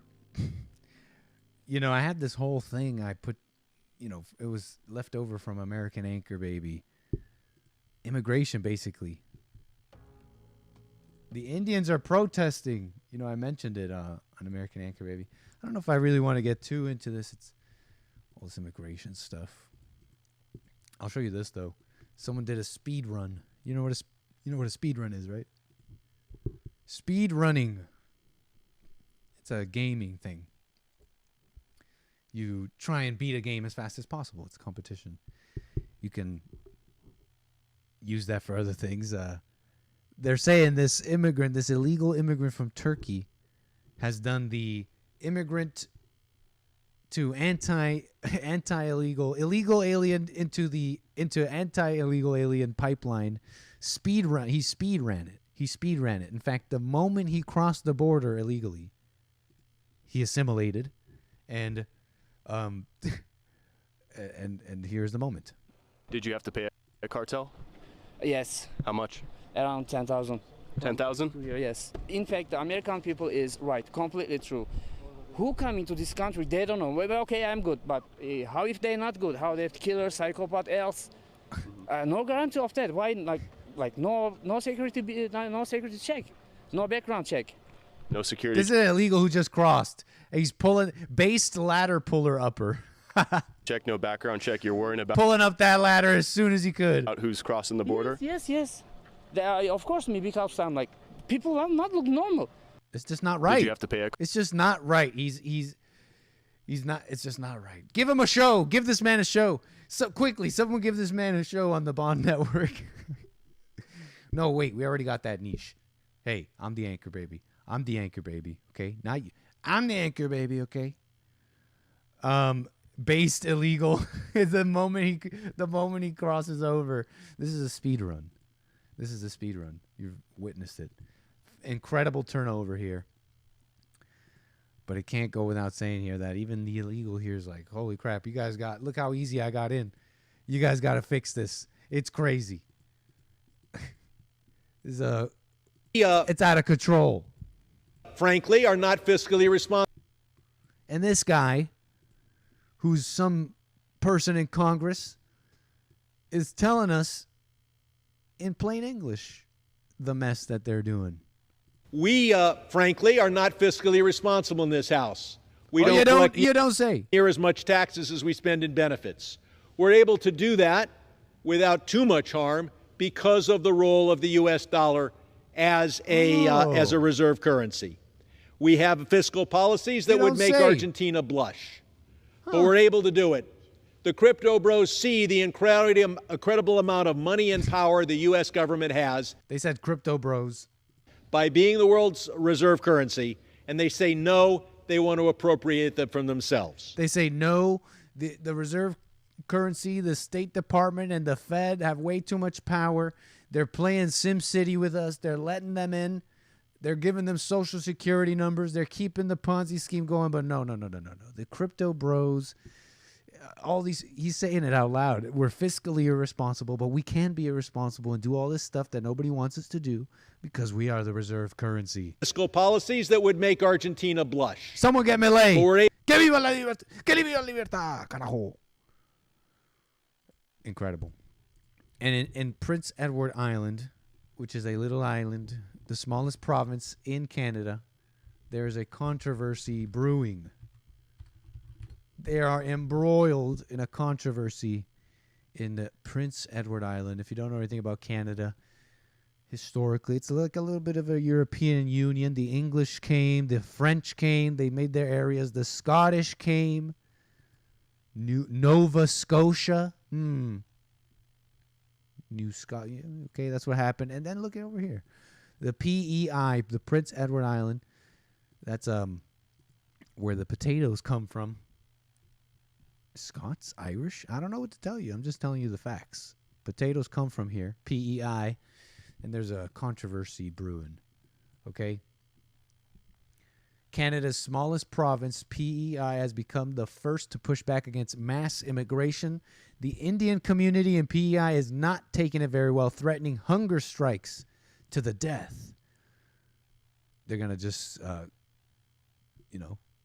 hunger strike till they die, they say. They're demanding. They're out there picketing. They're out there picketing.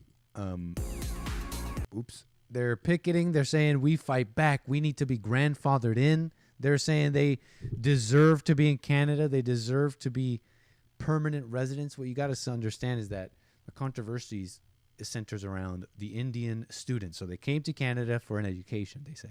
They got a visa for an education. But somewhere in the rules, somewhere in this process of education, in the rules is a little caveat that says, and if you study hard and work hard, it's a pathway. There's a possible pathway to PR, permanent residence, which is like the green card in Canada. Once you have one of those, you're not getting kicked out, and you're on your, it might take a while, might take some years, but you are on your way to Canadian citizenship. And that's what these Indian immigrants and students are mad about. They're unhappy that they're saying it's unfair rules that they don't get to be Canadian citizens, which puts into question their whole motivation. I thought you were here to get an education. Oh, there was a plan here. And it's amazing to see the so-called based Canadian politicians. They're all like, we support this. We don't kick the Canadians out. Because Trudeau is basically saying it's too much. Even Trudeau is saying it's too much. They're saying all these, it's just, they've put a huge stress on the system. And you remember that guy who was eating the apple? The based Canadian politician who was like, I'm just going to eat an apple in front of this liberal asking me questions. Look up, so tough. He's the one, he's leading this charge with the conservatives on keeping the Indian students here. You should give them a pathway, he's saying. To fix this problem, a way to solve this problem is to give them permanent residence, they say. PEI. I wouldn't bet on it because... And they're out they're making the demands. Hold up. They're represented by this communist party. And people may not know what it's like, but I remember in Canada seeing politicians wear these like Indian headdresses and stuff. Well, I don't know, like a wrap around their heads. And they would have they would go to these big celebrations. And I remember going by them and seeing them, and I was just like, okay, well, they're having this like cultural celebration. I remember seeing these flags with these symbols. Turns out what I was seeing growing up in Canada was this growing faction of Khalistan, which are like Indian radical activists. And you may have even heard something about this, where they killed this individual in Canada, and India was saying to Canada, you guys got radical groups doing extrajudicial killings and stuff. What are you going to do? It's a mess. I didn't know that they were Khalistani activists in Khalistan. Let me just show you a little bit here. This is a little reporting from True North on some of these activities. Terrorist. He was not a bad guy. Sure, the picture Hardeep Singh Nijjar don't have to go through the same criminal record checks on international students here. So far this year, we have student visa assassins, student visa car thief rings with dozens of members, and student visa murderers of host families.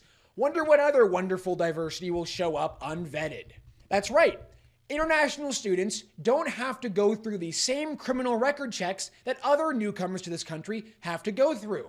And as this user has rightly pointed out, one of these students went on a stabbing spree, killing his host family. And it also turns out that 4 international students are now charged with the murder of Khalistan activist Hardeep Singh Nijjar in Surrey, British Columbia. You know, that major scandal that involved Canada accusing India of committing an extrajudicial assassination on our soil? Well, there have been 4 foreigners who are now charged with the murder of Nijjar, who are here on, wouldn't you guess it, student visas.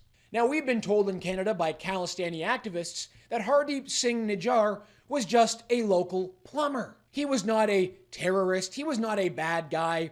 Sure, the picture with him standing with an AK-47 isn't necessarily the typical plumber attire, but he was just a regular plumber, and he happened to run a gurdwara. Now, that is, of course, until you happen to find yourself at one of the many Vaisakhi Sikh celebrations, where Hardeep Singh... I would see a bunch of these. Nijjar is glorified as a martyr for Khalistan, as they call him a shaheed.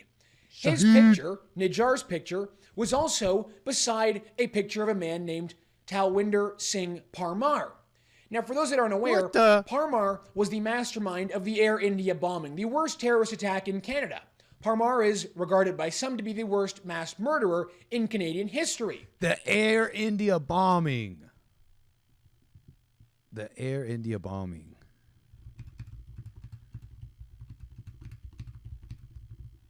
And you, of course, can't call in. I'm sorry if I missed your call there. Lines are unmuted.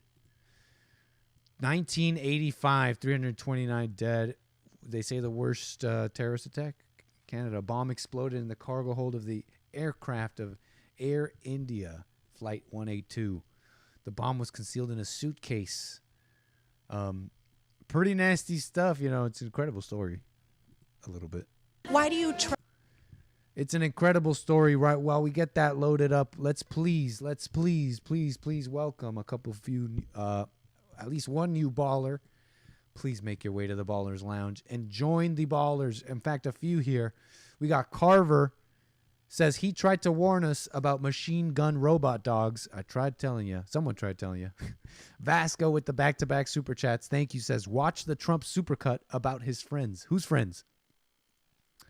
Kaya, thank you so much. Says, snuck in the flight to say hello real quick. I wish you all well. Appreciate that, Kaya. Make your way to the Ballers Lounge, please. Amongst the Ballers. Well, it's inconceivable that anyone connected to those who died in Canada's worst terror attack could have forgotten about Air India. It's reasonable to expect that given the scale of the tragedy, most Canadians would know something about it. Or is it? I wonder how many Canadians actually know why we commemorate the National Day for Victims of Terrorism. The Angus Reid Institute's 𝒔𝒐𝒄𝒊𝒂𝒍𝒔 Curl wanted to test her hunch with some research. What she found appears to be a troubling statement about our collective memory, possibly our education system as well. Nearly 3 in 10 Canadians say they have never heard of the Air India tragedy. That 60% between the ages of 18 and 34 say they've never heard of it. And only 20% are actually able to correctly identify that event as the deadliest terror attack on Canadian citizens in our history. Even more disappointing, only 20% could identify the Air India bombing as by far Canada's deadliest terror attack. Our informal poll of Vancouverites Friday appeared to back up Curl's numbers. Can anybody tell me what the Air India bombing was? Nope. No clue. No. Do you know what the Air India bombing was? No, we don't have any idea about that. I just saw a video about it. Spicy. Global News asking the Indians. No, we don't have any idea about that. I just saw a video about it. Huh? Indian? Huh? Indian in Canada? Do you know about the Air India attacks? Huh? What do you know about the Air India attacks? What if the Global News reporter just started having flashbacks, just went off?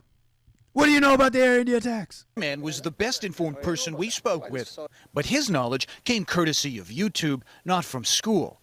And it would appear it's not just Canadian classrooms that are deficient. Did you ever learn about that in school? No. Where did you go to school? India. The book is called Remembering Air India, The Art of Public Mourning. Amber Dean is a professor at McMaster University who worked on a book project about how Air India has been remembered. She has this theory. Deeper question is who is widely imagined as a Canadian citizen? And the first person that's generally imagined as a Canadian citizen is not someone of South Asian heritage, which is what family members have said over and over again. And so I think that's a really significant issue and why this hasn't been remembered as a Canadian tragedy. How'd they sneak this in there? We were talking about Air India bombing a moment ago. So I was chatting with health minister. What a mess. You see this? Folks. If you want to call in, 760-515-3855. What a mess. What's up with the Indian stock going way down lately? Indian stock is just down the tubes. Have you noticed that? They're just like neutral, like nice people, like smart people. But now, thanks to like I don't know, I think it's entirely due to street food compilations, like Indian street food, like videos that have gone viral online. I think these videos have single-handedly ruined Indian reputation, global Indian reputation. This is a national security issue, Modi. Somebody call Modi. Where's Modi? Modi. Narendra Modi. Where are you, Modi? Indian stock, global Indian stock, is seen a downturn like I've never seen before. It's not good. It's not fair. I know the Indians a little bit. I grew up with them. I know they got rid of the caste system, the class system or whatever, but let me tell you, man has not gotten rid of that. Even in America, you know what I mean? Like, it's still kings and pharaohs, y'all. And India's a big place, and they got different kinds. That's just my take. Okay, and of course, these videos have gone viral. I'll say this. All my friends say when they land in India, all my Indian friends growing up, when they would go visit, the first thing that hits you is the smell of cow poop. Or of just, I don't know, feces. I don't know. It just smells like poop. That's what they said. But this is just, you get it. You've seen these compilations. You've seen this. You've seen this stuff. Yeah. Someone's got to get the PR team like working or something, because it's just not good. Indian stock is going way down. Some of it's a global emergency. This is 𝒏𝒊𝒄𝒌𝒔𝒕𝒓𝒆𝒂𝒎, commonly known simply as Raman, is India's tallest elephant. He's killed a record of 15 people and 3 other elephants in his lifetime. It's branded the most dangerous captive elephant. That's pretty boss. That's pretty metal. This is kind of metal.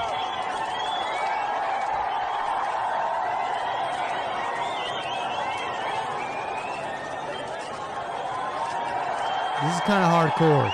That they get so close and just cheer.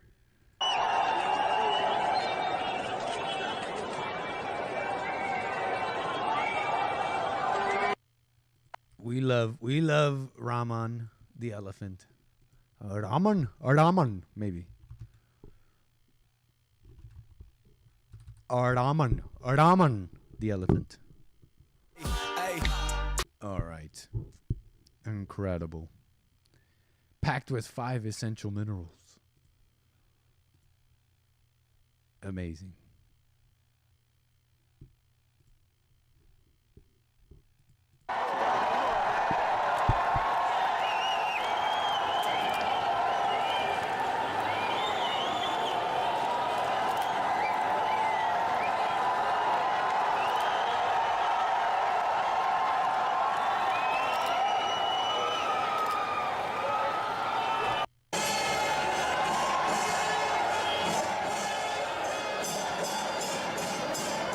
They're going nuts over this.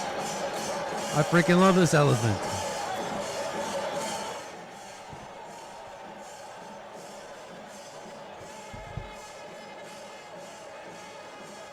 I freaking love this elephant. All right.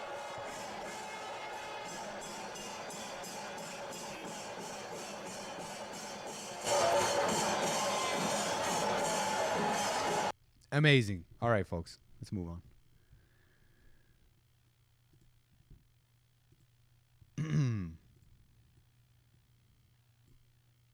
Okay, I love Indians now. that's all I was trying to. That's all this was for. Now you see the path. This is all I'm trying to get you guys brainwashed. I mean, that's not what I'm trying to do. But I'm doing some special work here. This is the pathway to Vivek Ramaswamy 2024. We start here.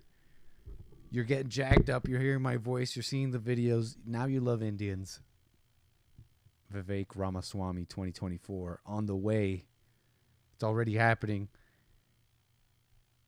It's already happening to you. You don't even know it. All right, folks, hold on. Let me get a fan. Let me just take a little break here. Just hold on.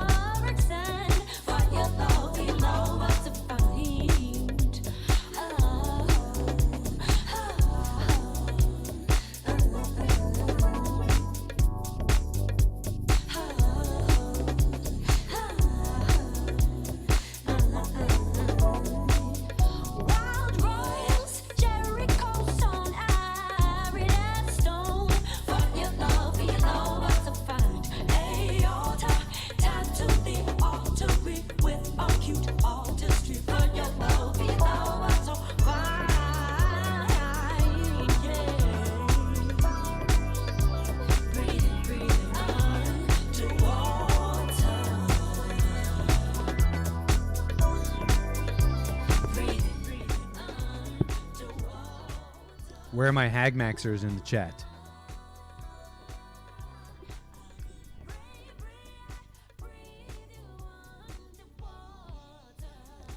Where y'all at? Hagmaxers. Where my Hagmaxers at? Meet the Hagmaxers. Gen Z's new social trend of dating older women. Wait, what? These are Gen Z males who are done dating Gen Z females and have instead turned to date millennial women, and they call themselves Hagmaxers. Gen Z men are ditching casual sex with their women to pursue long-term relationships with financially stable and experienced millennial ladies. So they're just becoming sugar babies, right? This makes sense because Gen Z women are going for millennial men because Gen Z men just kind of don't have their shit together. Gen Z men are left with the only option to date the millennial women. Nice. Get you a mama. Rich mama. Like switcheroo. But I feel like it's not going to last. They're going to get fed up eventually because these younger guys, I feel like, are going to look at her as, not as mommy, but as someone that will take care of themselves. Oh, no, that's mama. So they will never grow up. Men need to have that space, and they shouldn't be with someone who's already put together, because then where is their drive to actually grow up, which is usually later for men than it is women. Caesar. Right on, Gen ladies. Z- Pop culture crisis. Hey, whatever. Gen Z, very strange phenomenon. I mean, I wonder how they say these things that goes around media. Who knows how true it is? The stats. I wouldn't be surprised, you know. Looking for mamas. Can we talk about the gems? Where's that guy who called me who spent $1,000 on gems in Clash of Clans? Okay, I know it was over many years. I don't remember you saying how many years. But I told you, don't trip. Play a game. Don't, you know, it's okay if you play your game. Whatever. Should I feel bad for playing Clash of Clans? Well, no. $1,000 in gems is too much, bro. That's too much. It's time to put down the Chumbawamba. Time to put down the gems. What do you need all those gems for? Play it for free. You don't need the gems. Stop buying the gems, sir. If you could hear me through the ether. You don't need the gems. Okay. On women, though. Thread that's going off here. Why do you need to grow? Get a job and treat people how you want to be treated. $1 in gems is too crazy. Well, what do you mean, Kale? Don't you want to grow?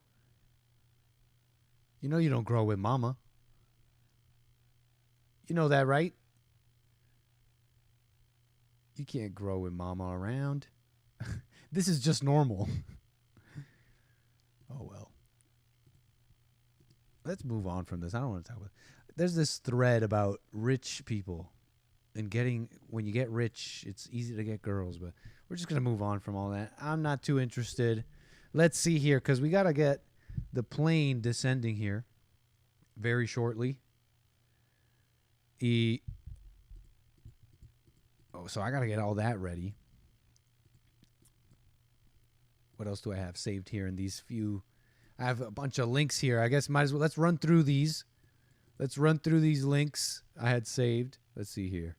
Then we can get the plane descending, because we got to get that going.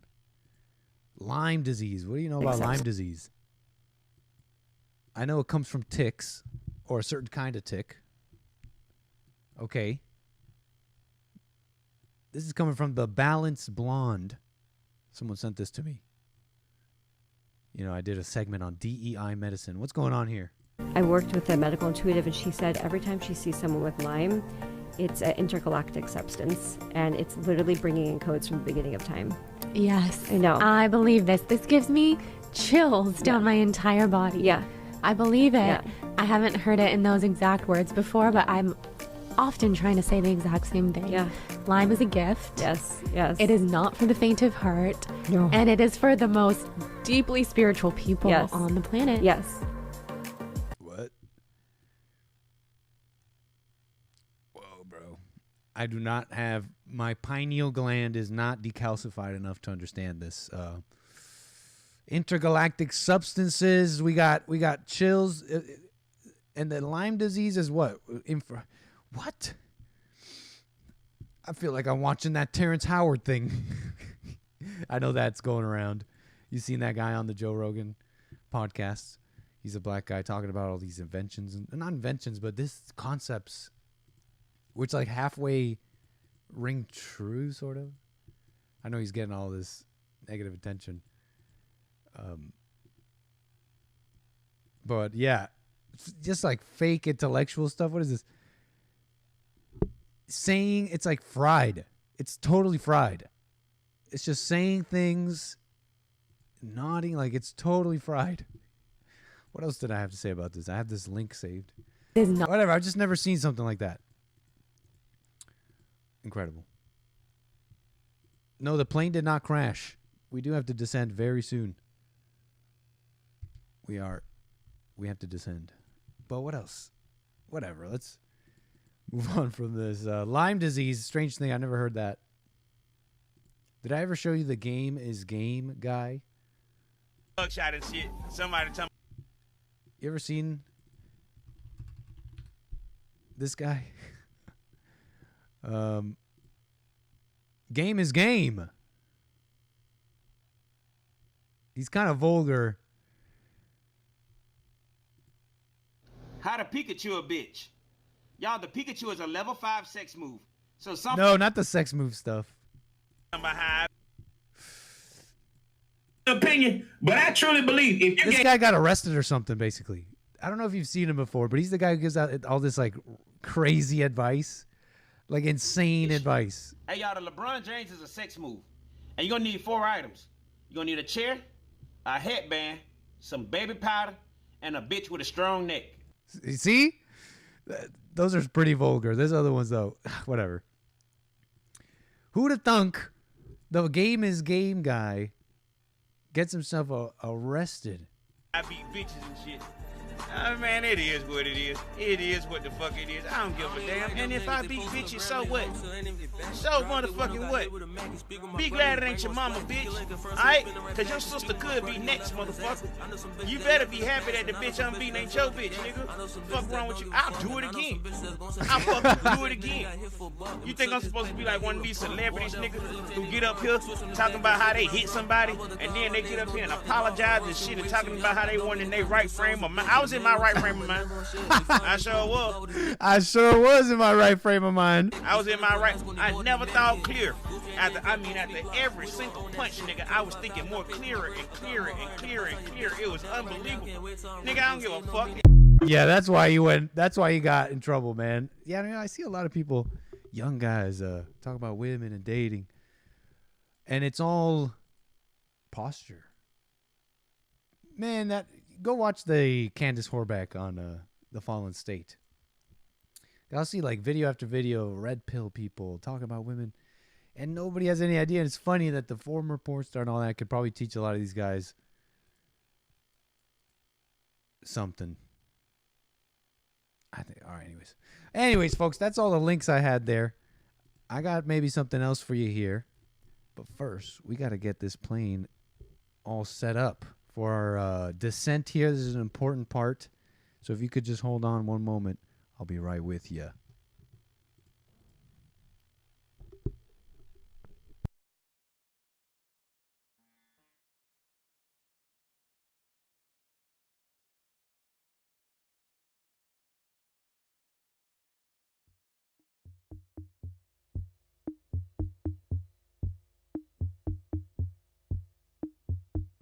When I got home from Time Road, she looked at me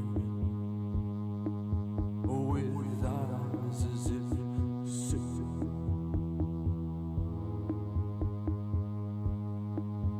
Just take care of business.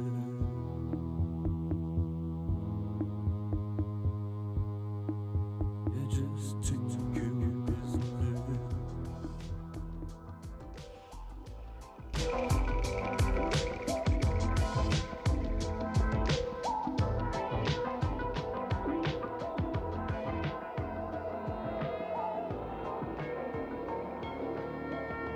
Io sono senza te.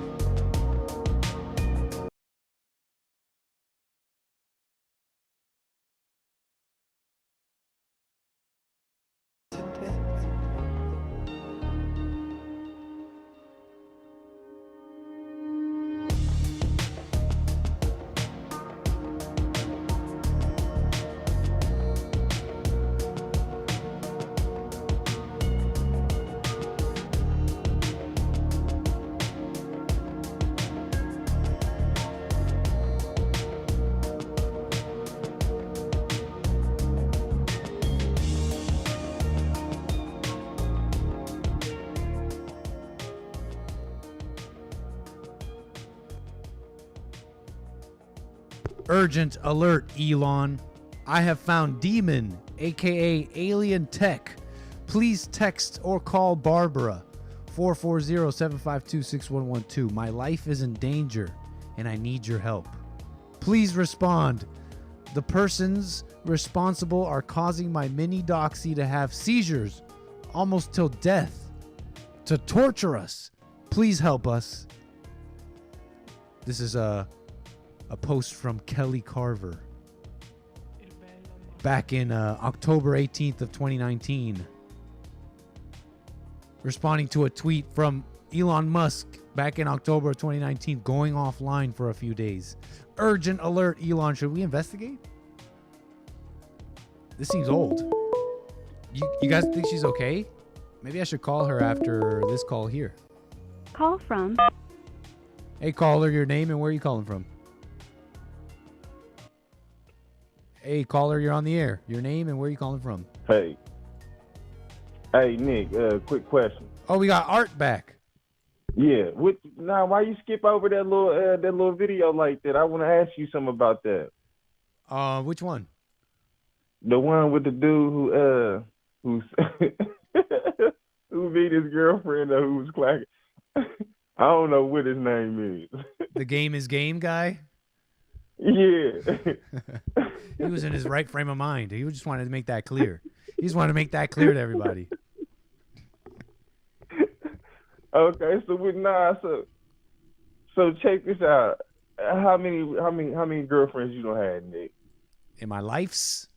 Yeah. My whole life's? Yeah. I don't know, like serious girlfriends. Why do you want to know? 2 or 3? What's cool about? So check this. So now think about this. So if let's say you got a crazy girlfriend. You hear me? You with me? I'm hearing you. You got a crazy girlfriend. And you like Art. Well, I don't deal with crazy girlfriends. But Nick, if she put it on you or whatnot, put you in the blender, and you like, oh, I'm in love with this girl. So damn. So you know she crazy, and she just call off and hit you in your face and black your eye.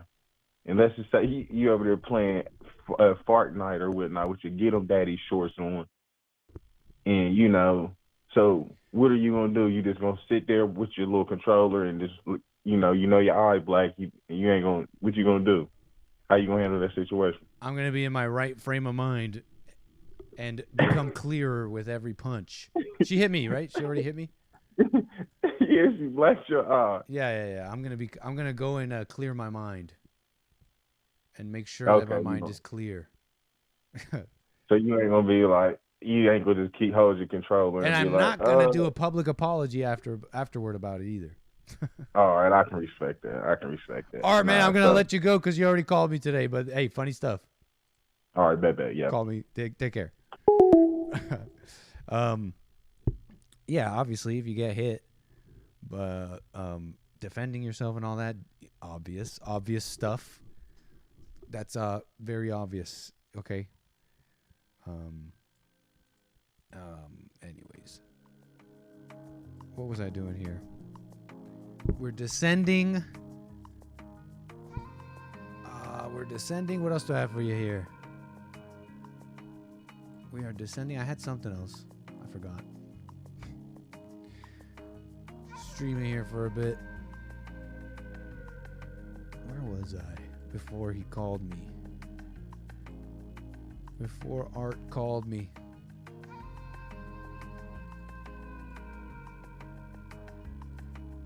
Anyways.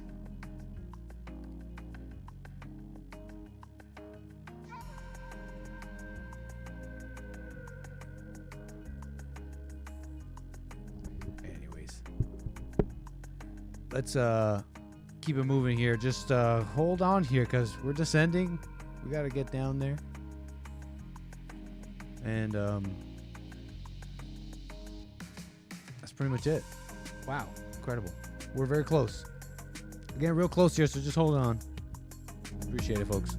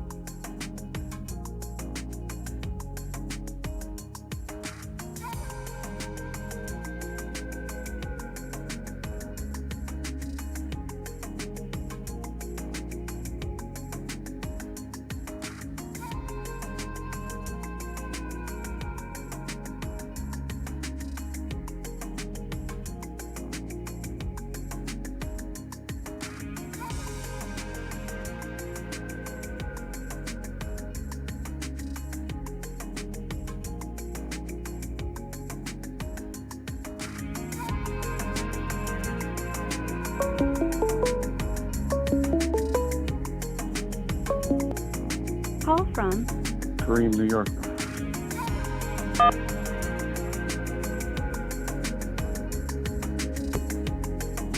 Hey, Kareem, New York, sir. We got you on the air. Appreciate your call. What's up, Nick? You ready for some bars? I'm ready for the bars. How you doing, sir? Welcome. Good. How are you this evening? All is well here. We did a little movie magic. We're now flying in the night. Whoa. We're now flying in the night, doing a little movie magic, getting close to Newark International. But, sir, you're on the air. Thank you. You want to hear Bond Coded or some real stuff? Hey, it's up to you, sir. What do you got? All right. I'm white gold, ice cold when I tap dance. I get sturdy. I get dirty like a trash can. Get down. James Brown. I'm a bad man. Bruce Wayne. Shit, I'm Bane, not Batman. Half man, half machine, and half dead. Hardly alive. Find it hard to die like a crackhead. Big muscles, brass knuckles, and flatheads. Chain dogs, chainsaws, and pinheads. My bitch got dreads, and her pussy's a skinhead. Dope money, snow bunnies and inbreds, coke fiends, broke dreams and lost friends, oak caskets, old bastards, deathbeds, fallen rocks, roadblocks and dead ends. Fake friends make pretend and play dead, crackheads, laptops and stolen phones, knock knock, pick the lock, no one's home, paradise, ice, Sprite and styrofoam, dad booked, mom's hooked, no one's home, old scars. New scabs and broken bones, break a Dutch, roll it up, smoke alone, evictions, addictions and broken homes, gated yards, window guards and smoke alarms, on my knees, God please, open palms. Right on, sir. You ever make any music, like actually record anything? Let me jump to the silent prayer answer from last week. I know you're short on time. No problem, no problem. I know how it feels when you drop down on your knees like, God, please, can you make it real? I know you want to level up, but God doesn't make deals, only the devil does. I pray in silence so I can see what the evil looks like inside of me. The evil is the ego. The evil is the fear. The evil is a thought, and it's all becoming clear. I never had a choice. The evil is the anger. The evil is a voice. The evil is a stranger. The evil is in me. It will never be, and I was never the evil that's inside of me. My mind is in mine, and it's hard spending time in there. I hear demons screaming while I'm in a silent prayer. Yeah, I'm well aware it's motherfucking hell in there. When I hold on to my thoughts, the thoughts capture me. Am I trapped in this hell, or is this hell trapped in me? All thoughts are lies. They have to be.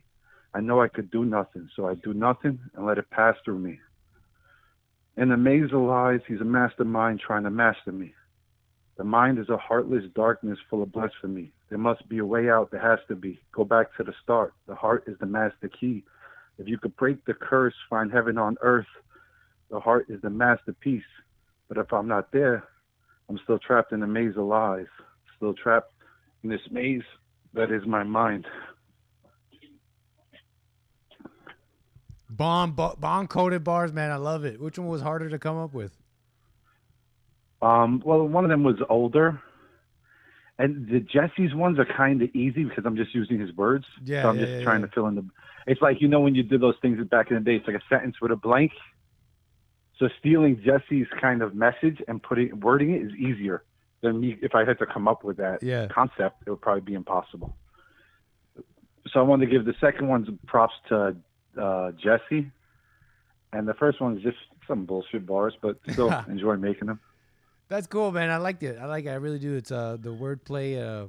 It's cool, man, and it sounds good. That's the coolest thing about it. It's not just kitschy or whatever. It sounds good. It sounds like it's hot. It's got people hearing that, it might even make you think about something. Yeah, there's whatever. There's something in there, but what's up with you? Are you getting promoted to producer or what? Promoted to producer, promoted back to producer. We're all getting promoted to producer. Exactly. Let's talk about some stuff. No, but we're gonna about the JLP show and all that. We're pretty set. We're pretty set. Sean left us set up. The show is great. Listen, that show is great. It's funny that it's always locked in at 1,200 viewers. It's like this isn't growing like wildfire. It's unbelievable. Yeah, it's but it stays green. Let me touch on some topics. Chef G was on in the Bronx with Trump, and someone said Chef G has a few misdemeanors. Trump has like 90 felonies. It's 90 felonies with all this that's going on? No, whatever the charges. Yeah, like 70 charges and some of the felonies. But it's funny to say like Chef G's up there acting like a gangster. And Trump's like the real OG. Check my gangster. We're talking felonies. We're talking India's cooking stuff. What is the Indian thing? It's funny that they're showing you cooking videos, but you can't smell what it smells like there. And it was funny you put the video where the guy's chewing the gum and spitting it out, talking about, he's chewing gum, putting his mouth. In India, they take a shit on the beach, and everyone's at the beach just chilling. I see that, man. They got signs in Canada now informing the newcomers, hey, you don't do that on the beaches. Please refrain from doing so. Shots fired to Artie Art, because Artie Art calls in and he says that blacks learned everything from the whites. And I just want to let him know they learn how to rap from the whites. So if he wants to take that challenge on and bring the next bars, that's fine with me. Are you being serious about that, or making a joke that they learned it from the whites, the rapping? No, I'm just saying something he said. Yeah. He said that black people learned everything from white people. So I'm just turning on his head and saying, what are some things that black right. That's white proud too. of? You got it from me. You got it from Kareem directly. You got it from it's just some bullshit joke. No, big but shout out to the chat. Yeah, it was I appreciated that call too with Art. We kind of tried hashing that out a couple times, but he knows where I stand with that. It's a little you can't it's more of that blaming. You can't do that blaming, man. You can't do that blaming. Well, again, it's look within. Jesse has the best thing. Look within. Don't worry about other people. Even like when Jesse had a caller the other week and he was stressed out, and he's like, I go places and I think what people are thinking about me. Jesse was like, why are you worried about what people are thinking? Yeah. And also, Artie Art, to hit on his thing was, he said that whites taught blacks this and that, but you got the Venezuelans in the street having knife fights. White people didn't teach them that. It's and they're doing it here today.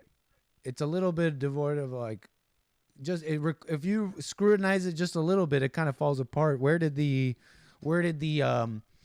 so-called, indigenous people or whatever, where do they learn it from? Because they were doing all sorts of stuff to each other. I think you just have fun with it more and say how, we did teach you everything. Now step back. Let me show you how I dance. That too. So you're feeling the bars, Nick, huh? They can jump and they can dance. The media lied. We're dunking all day.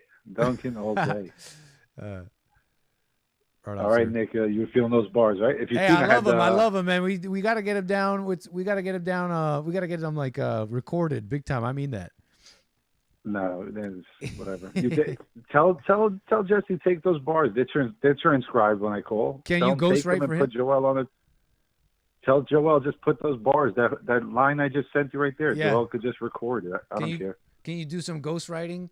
We'll record it. I just sent you that whole. For Joel. That whole verse. Just give that whole verse to Joel, just like that. Let's go. Nobody steal it. Just look at the transcript. Just look at the transcript and freaking hand it to him.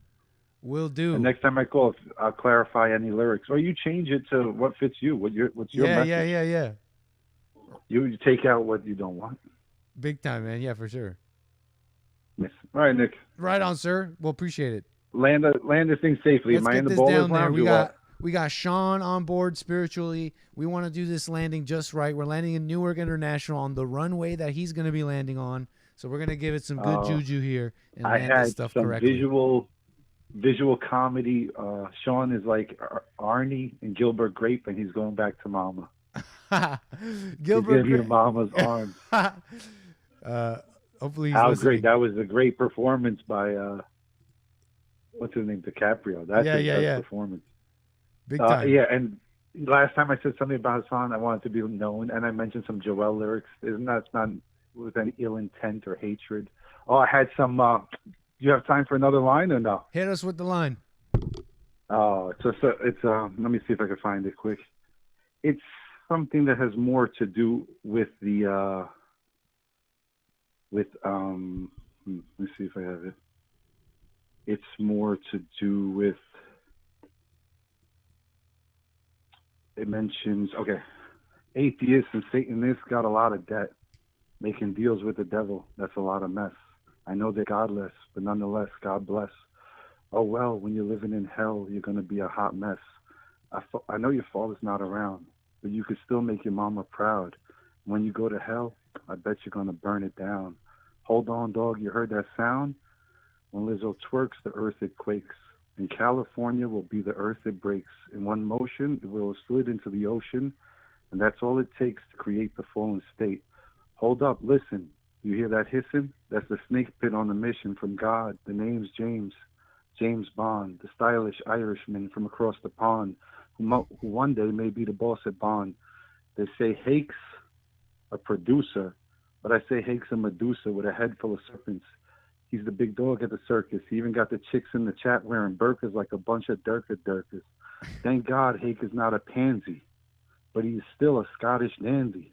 To be honest, there's only one thing sweeter than cotton candy, and that's a picture of Hassan and Sandy. To French kiss a French bulldog, that's a picture of Hassan and Sandy. To French kiss a French bulldog just sounds so fancy.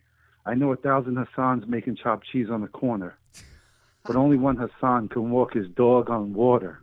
Hassan is like Dorothy, Sandy's like Toto, Jesse is the sensei, Bond is the dojo. When Jesse's mom got pregnant, it wasn't planned. And before he was born, she left his dad for another man. When Jesse got a woman pregnant, it was no better nor worse. It was exactly the same, a generational curse. Everyone hates the truth in the way that it hurts. Yes, you could break the curse, but only if you understand the way that it works. When the world's upside down, people will look at you sideways. Just work on yourself like a car in the driveway. In order to make repairs, silent prayer is a tool in your hand. Now you're in the driveway, but this time you're rebuilding the man. And stop looking all over the place like, where do I begin? If you know where it starts and you know where it ends, you know where to look within. At Bond, they don't celebrate at Bond, they celebrate Thanksgiving without the turkey, because on the table, there's just 30 pounds of alpha jerky. And there's more, but. Yeah, I love it, man. Keep it coming, sir. Mic drop big time, sir. Call me again. You want to say something else quick before we go? No, that's it. That's a pleasure. Good evening. Please call me again. Thank you, sir. Thanks for having me. Good Anytime. evening. Bye.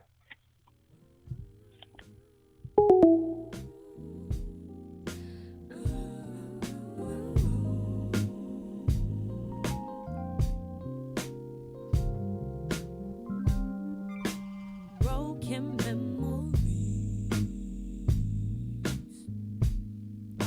they taunt me like a bird caged by scorched wings. Puzzle pieces are missing. All the grubby fingerprints that kissed the walls are vanished. Like the wind without her whispering. We're getting close, folks. I appreciate the patience. Just kick back a bit here, okay? It's a chill Friday. Just kick back a bit here. It's a chill Friday. Ran through all my links here. Oh, well. No biggie. We're chilling today. Thank you so much. Kick back a little bit. Forgotten things.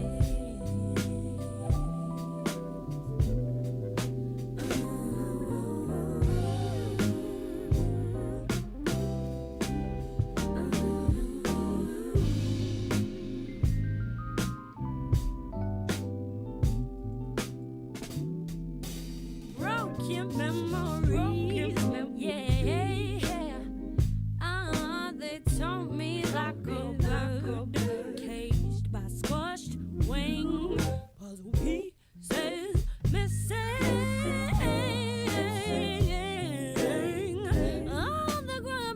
As you can see,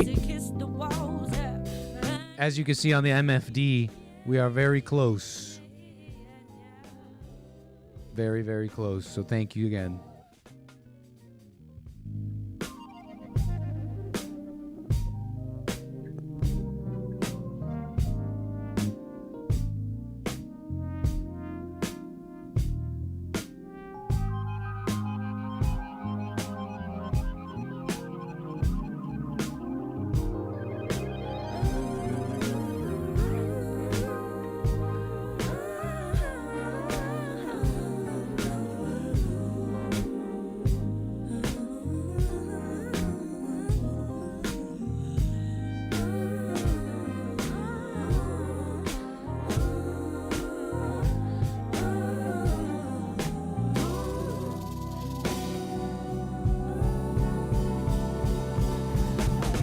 The phoenix, she dies, the wings are burning. She sings from the sky to the earth, returning. Oh, la, la, oh, la, la. Oh, she will rise to ashes singing. Yeah, no wisdom she fly. Oh, the wisdom she fly. Oh, yeah, wisdom she fly.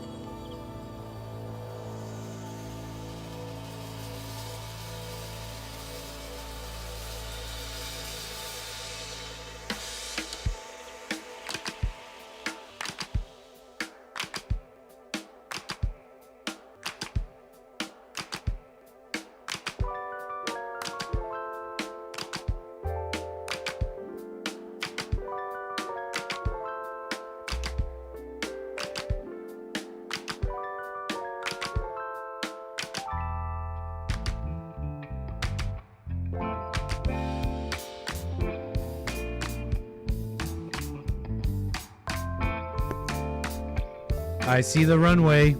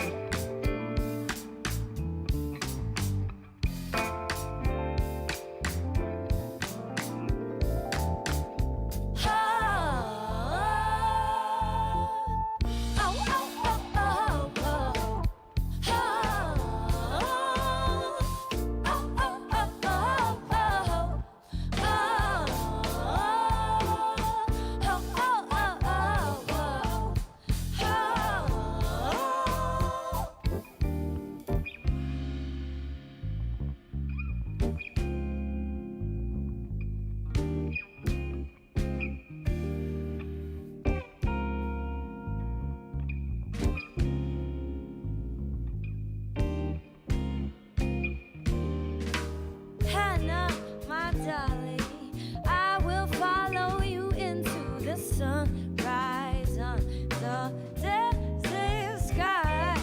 We fly and rise together with our hearts upon our sleep.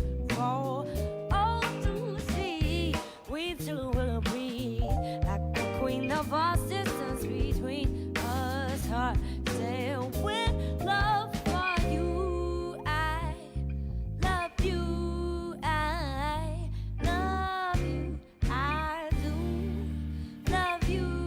I love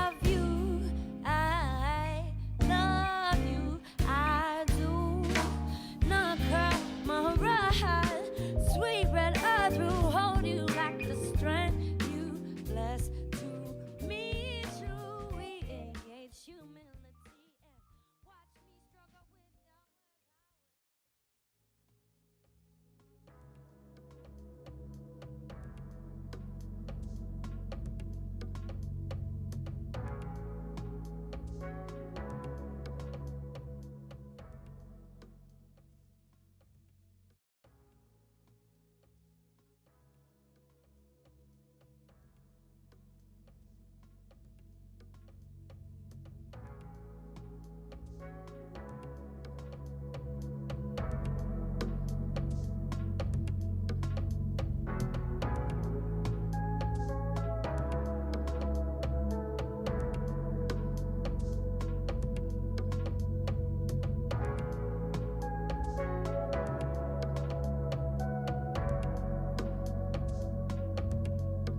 Those blue lights in the distance is Newark International.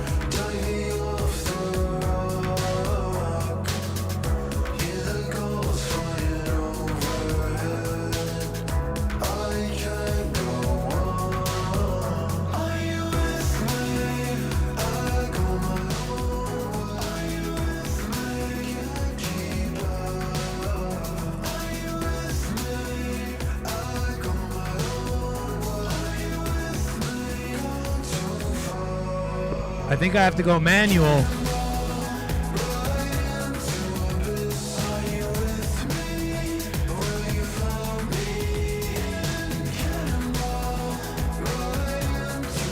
We're doing this manual, folks.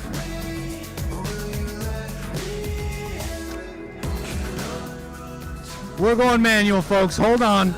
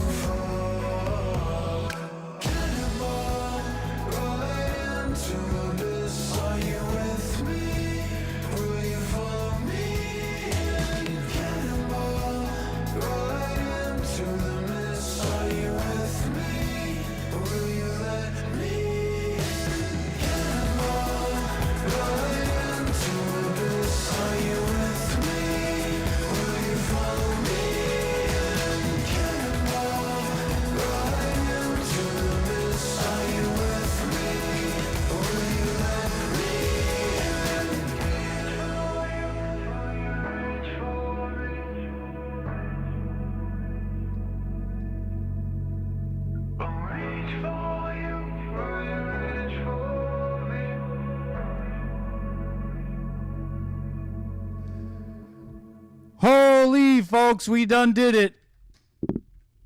I don't know how. I don't know how. Well, obviously I know how, because your pilot is amazing. Your pilot is an absolute professional. Even though we decided to do a little runway change last second, I didn't quite recognize what was going on in my computer, but does that really matter, folks? We are in New Jersey, Newark International, and your local time is 9:44 p.m. Thank you so much for being with us today on this fine flight, okay? Make sure before you start messing around with the overhead compartments that you be careful and you check, okay? Just check, because it's going to fall out. We had a spicy, it wasn't that spicy of a landing. Sean's spirit was watching over us. Incredible. Soft landing, smooth like butter. Make sure you're on your way out, that you thank the lovely flight attendants for all their fine work. And as always, thank you for choosing nickstream, as we know you have many options to fly, but you chose nickstream again. Thank you so much, folks. Enjoy your weekend. What can I say? We love Sean. It feels like he's not leaving. You know, I hear he's going to still be around. He keeps telling us, keeps telling me. You'll hear from me. So you'll hear from Sean. We took him safely in Spirit here on Spirit Airlines, but we took him all the way. We wish him well on his flight this weekend back home. It's been an absolute pleasure working with Sean. And what can I say? It's been a pleasure being with you guys. We definitely chilled out today. It was a chill show. Thanks for the calls, the super chats, all the supporters. I know Boulevard bought me some coffees, and I know you enjoyed yourself in the Ballers Lounge. So thank you for that. Jen Mule over there on Rumble with the Rumble rant, very generous. Thank you. Says, have a wonderful Memorial Day. Great show. Thank you. I hope you enjoyed the Ballers Lounge. Y'all have a wonderful Memorial Day as well. Thanks, y'all. Enjoy your weekend, and I'll see y'all around. Appreciate it, folks.